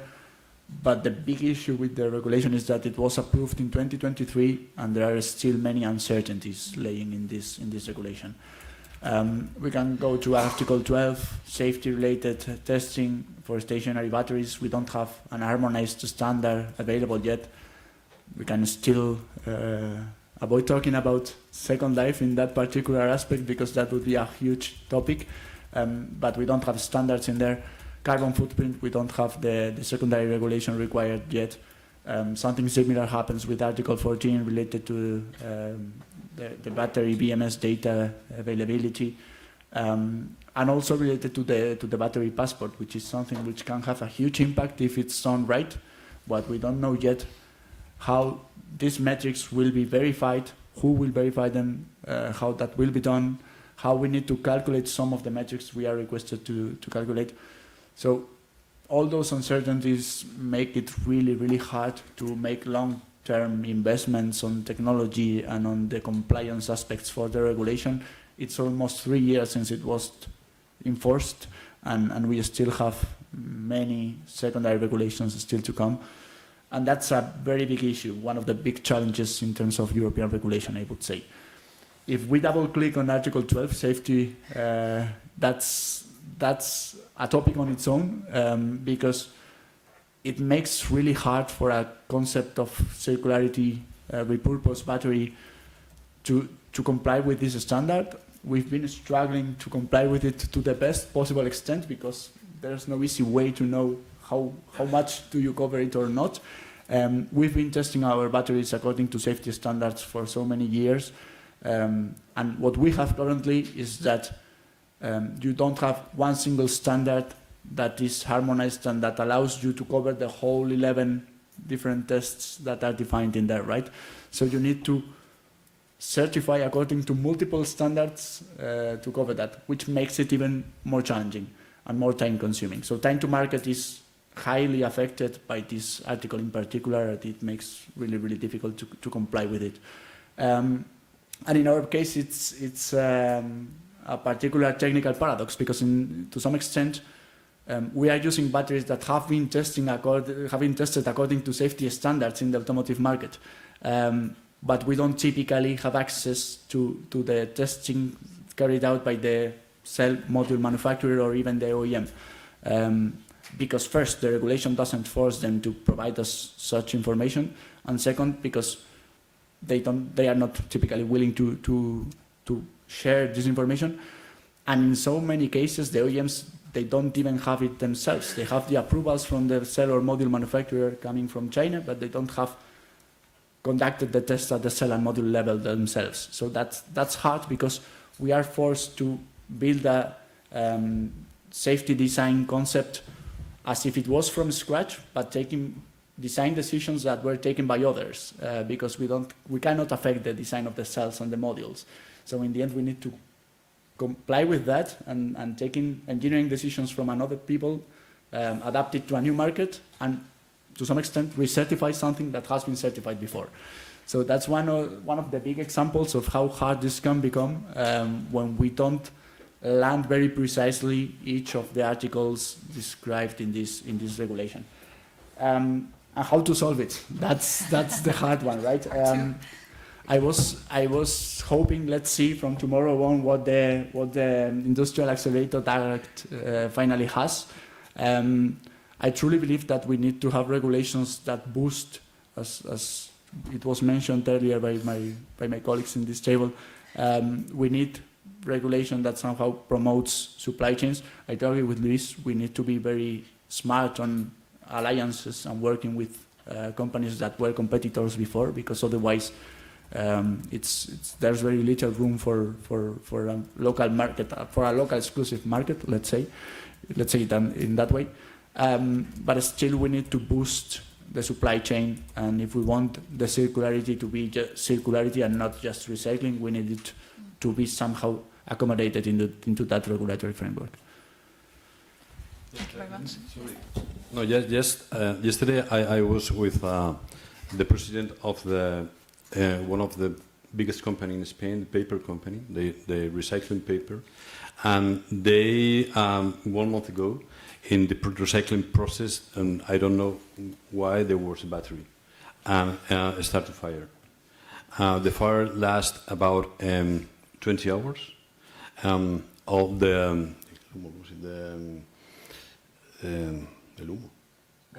the gas, no, not the smokes. Sorry, the smokes was seen in all the city. So this is what we're betting. This is what we are putting on the table. I mean, this is the massive risk. The people ask, "What's that? Why battery? A great company is firing." I mean, and this is part of the recycling process. It was because the recycling process was not done properly. So that's all. Thank you very much. I think fires in recycling companies is something that our partners sitting over there are also very familiar with from Indometal, but I think they might want to comment on this later, I'm sure. So now is the time for you to ask questions. I would love to open the floor to the audience, both physical and online. We have this wonderful mobile microphone. So please go ahead. Can I correct myself? Yes, because I was saying the batteries are not in this made in the EU. Yes, they are. Okay, the that's batteries. great. So when there is public support for batteries, they will need to ensure a certain level of EU content. Amazing. Thank you very much for the update. Good. Who wants to start?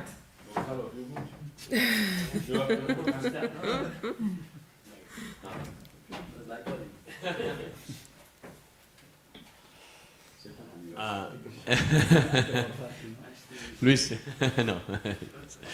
My question is to Paula. I don't know if you can answer. In this case, is regarding the Industrial Accelerator Act, and based on your experience, previous experience with this kind of policy at the UE level, how could this new policy affect to the battery value chain, as Luis and Egoitz mentioned before, that it's important to promote the value chain locally and regionally for better assure the independence of third countries? Okay. Okay, so with, I mean, I haven't read in detail, but one important thing is these local content requirements. So this makes maybe the, you know, made in EU batteries a little bit more expensive, but it also has the advantage that it can access to support schemes. So it's a push. You also have a push. One of the things that they were looking that it was very important, it was foreign investments that Anne mentioned. So we want foreign investments, but we want them with value. And there are these conditions to make sure that we don't have just assembly of parts in Europe with workers coming from abroad in 100% owned companies by foreign powers. So this is very important, and this should be a trigger for more technology transfer and more joint ventures between the companies. And this is something that we are already seeing now, no? But now it's a legal need to comply with these conditions. So we should be seeing more joint ventures between, in batteries we're speaking mainly about Chinese companies, which are the ones that they have now the know-how, and European companies. And the whole purpose of the Industrial Accelerator Act is to retain industry and to push and to have more industry in the European Union. And the battery value chain is one of the value chains we are looking at. Any more questions?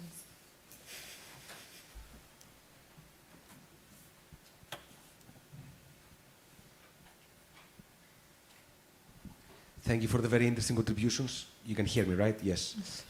Raquel, first question for you.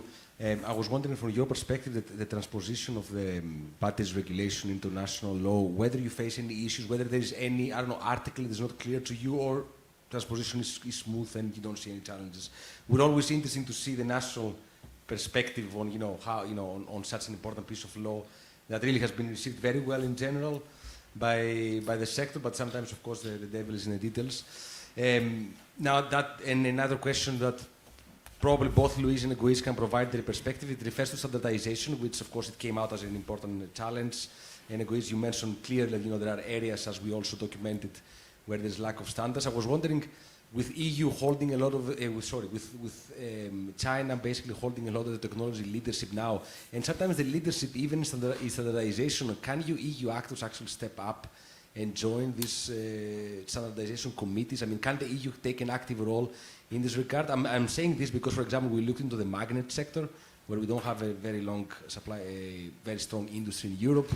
And now we try to enter the standardization processes sometimes, but sometimes I know that even though member states can send their experts, there's not enough interest, or there are not many experts actually available from the industry to join these committees.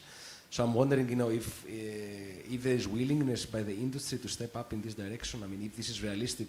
I don't know, Luis, from your association point of view, do you think that, you know, this is something we can do, even though we're lagging behind technology-wise, if we can still put our voice out there so that these decisions are not be taken with EU absence, basically.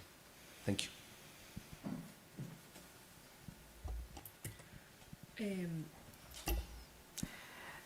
The battery regulation is directly applicable. We don't need to transpose the regulation, but we need change our current royal decree, because battery regulation includes some points in which member states have to decide some specific points, especially in the waste management function. For example, the definition of extended producer responsibility. Or, for example, we have to decide if we if the collection point needs a contract with the PROs in order to collect the batteries. We think that it's necessary to have this contract, but because battery waste need to financial support from the battery producers, because the treatment is expensive, as we say before, and we are working in this detail in this new royal decree, but we have a European framework which is in force, and it's clear for all the operators, but we are just working on a specific Spanish situations. Thank you, Raquel. Then Luis or Iwetsu, if he wants to start. Okay. So just coming back to the standardization part, it's not just technology where China is leading in terms of standardization and requirements. They are also pushing ahead the market, and that's a good example. Also, there are some good examples in the EVs market where the requirements are probably the most demanding ones in the industry worldwide. But coming back to Europe, I think there's, let's say that on those articles that are not pending secondary regulation yet, as it was the case of the Article 12, for example, related to safety testing. There's a lot of collaboration, I think, from the industry on upcoming standards. The big issue for me was that in some cases we don't need to reinvent the wheel, perhaps, right? There are currently EIC and UL standards in terms of safety which are perfectly applicable and which are dominant in the market today. I'm not sure to what extent, by the time when the regulation was approved, we could already have those standards as harmonized with the regulation, or at least to give some proof of fulfillment of the regulation, right? In those cases on which we need specific standards to be developed, I think that the industry is pushing, and it's actually quite active, let's say, on that front. But there's still a lot of issues and a lot of aspects to be defined before we can have any linked and any harmonized standard. So that's the biggest gap, I guess. And of course, that's also a good way. It's a good barrier so far for many players coming from abroad, but we need to see where it actually makes sense to have any harmonized standards, and for that we need the regulation to be finally completed in many aspects. Thank you very much. Luis, did you want to come in on this as well, or should we move on to the next question? Next question. Okay. Thank you very much. My name is Luis Sanz from the Reindustrialization Commissioner from the Ministry of Industry. I'm wondering, because I'm just focused on the industry part, which is your biggest needs in terms of industry? Do you have skilled workers to work? Do we have, not you, do we have the skilled workers to maintain the pace of growing this, transferring this technology?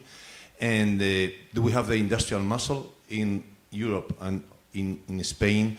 And from an industrial perspective, what are the needs more than just support? We need support, obviously, but what else? Do you need the places? Do we have, Spain is empty, half of Spain is empty, so what else? Thank you. I don't know who. maybe Luis can start, and then Iwitz can... Go ahead. Well, thank you, Luis. Well, from the industrial point of view, I would leave you to answer. But I think that there is one point which is very important, which is the the fiscal, the tax incentive. Okay, I know this is not your ministry, but because unfortunately, but I mean, we have to. How can I say? We have to teach the final client to acquire local content, and they are not going to do it. They don't. They are not heroes. I mean, if I'm going to earn more money because my shareholder comes from everywhere, which no linked to the territory, you know. Then if this Chinese provider is going to provide me or to give me 1 point more of IRR, then I forget the local content. But not all the companies are like that, okay? But if there is some way to teach the final customer to be committed with the local content, there is a great task to do.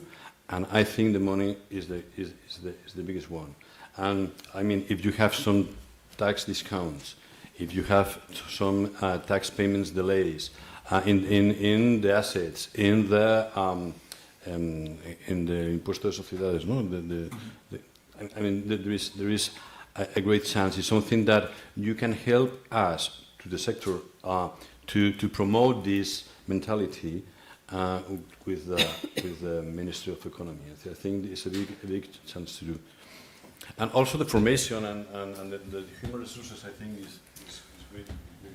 Yeah, I was just about to complete what Luis said. It's one of the things I had in my mind related on how this support can be materialized, right? We have on one hand green procurement or local procurement criteria on publicly funded projects. I think that's important. That's a way to educate and to push the end customer right into local contents. The second one is tax incentives for those that on their own purchases they decide to go local. For example, in the EV sector, the new MOVES program, the Auto Plus, it somehow links to that and helps on that. And in terms of just coming very precisely to the Second Life topic, I think it would also be helpful to having some sort of performance classes or somehow some easy metric that could help the customer understand the quality of their products they are purchasing, because otherwise we are still facing the perception of Second Life as second-hand, right? And that's a market barrier. That's a critical one. And I just mentioned earlier, but many of the batteries we are repurposing are above 90-95% state of health. So these are basically new batteries that have never been aged to a great extent and that can still last for a very long time. And that we better make a use of them, because otherwise we will have a problem. So if we can educate our customers to have that perception that it's a perfectly useful and viable product, and that they are contributing also in terms of environment and to the society on its own, that would be great. In terms of talent, well, that's always a topic. I think education in this country, we have great universities, we have great technical skills. There's a lot of competition for the great talent, of course, as it should be. And we also face a lot of competition with other countries in Europe, because probably salaries are not as big as in other places in Europe, in Spain. That is also somehow perhaps balancing a little bit, just a little bit, but it's a lot of competition in that sense. And especially for small companies as we are, the salaries issue can be just an issue. But I wouldn't say that there's a lack of talent. There's a lot of competition rather than a lack of talent. Other than that, I think in terms of investment, landfill, these kind of aspects have quite well been tackled from many incentive programs in the past. I think that's something that is going good. We can still do more for sure, but I wouldn't say that this is the biggest barrier at this moment. I mean, this sector and this opportunity, there's no room for tier 2 products. Yeah. But tier 3, we don't want to talk, okay?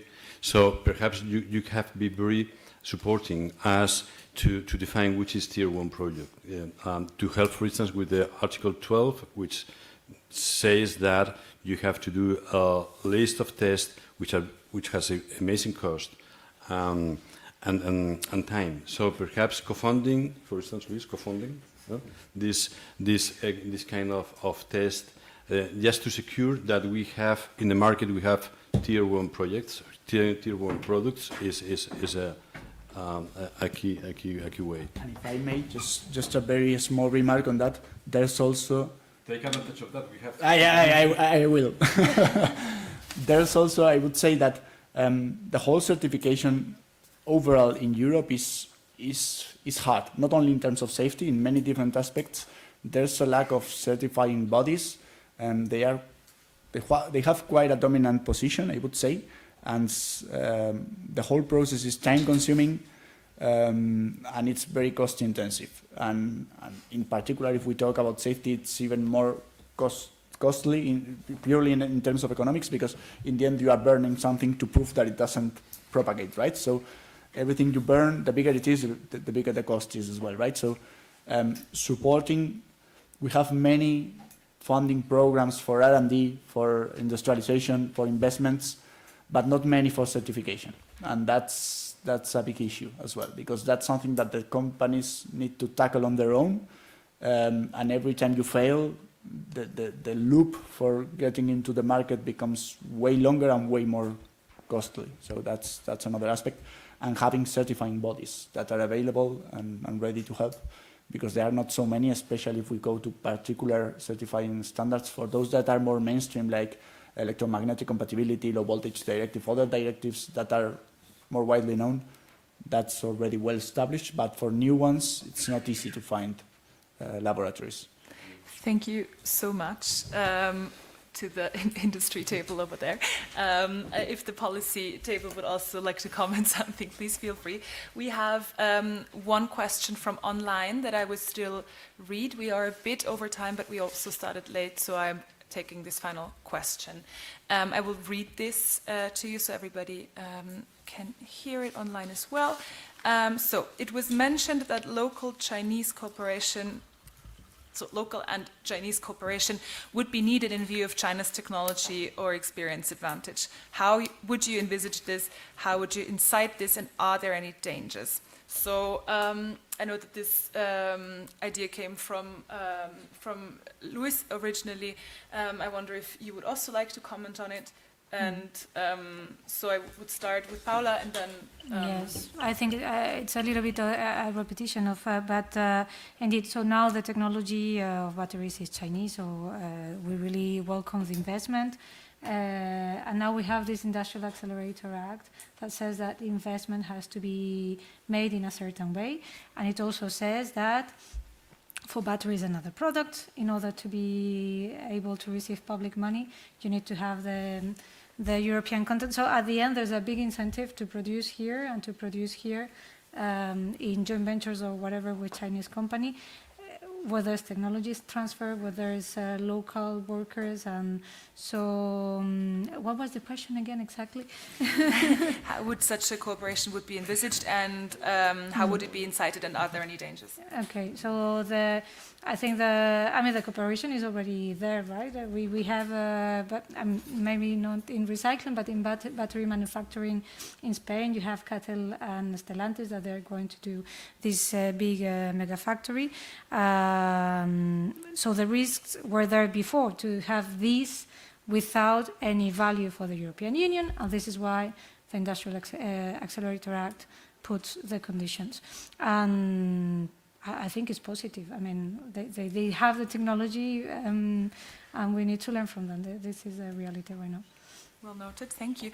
Raquel, did you want to comment on this, or would you? Okay, you're good. Then, Luis. No, so the only issue is, I mean, the China's providers, they know that they have to be here. And they want clear rules, too. It's going to be very helpful for all of us, not only for our own industry, also for them. They tell me, listen, Luis, if we come to Spain or we come wherever in Europe, which are the rules? How can we secure we are not going to be getting out or taking out in the next 2 or 3 years? Okay, so clear framework for everyone, from who we are in or who is going to come from abroad, is a main factor today. So this is what we should work on. Did you want to still comment, Egoitz, or are you? Overall, I think it was mainly mentioned. I just agree with this position. Technologically, it makes sense that we collaborate with them. Great. Fantastic. Then I think we are almost on time. Please join me in a round of applause for this fantastic panel.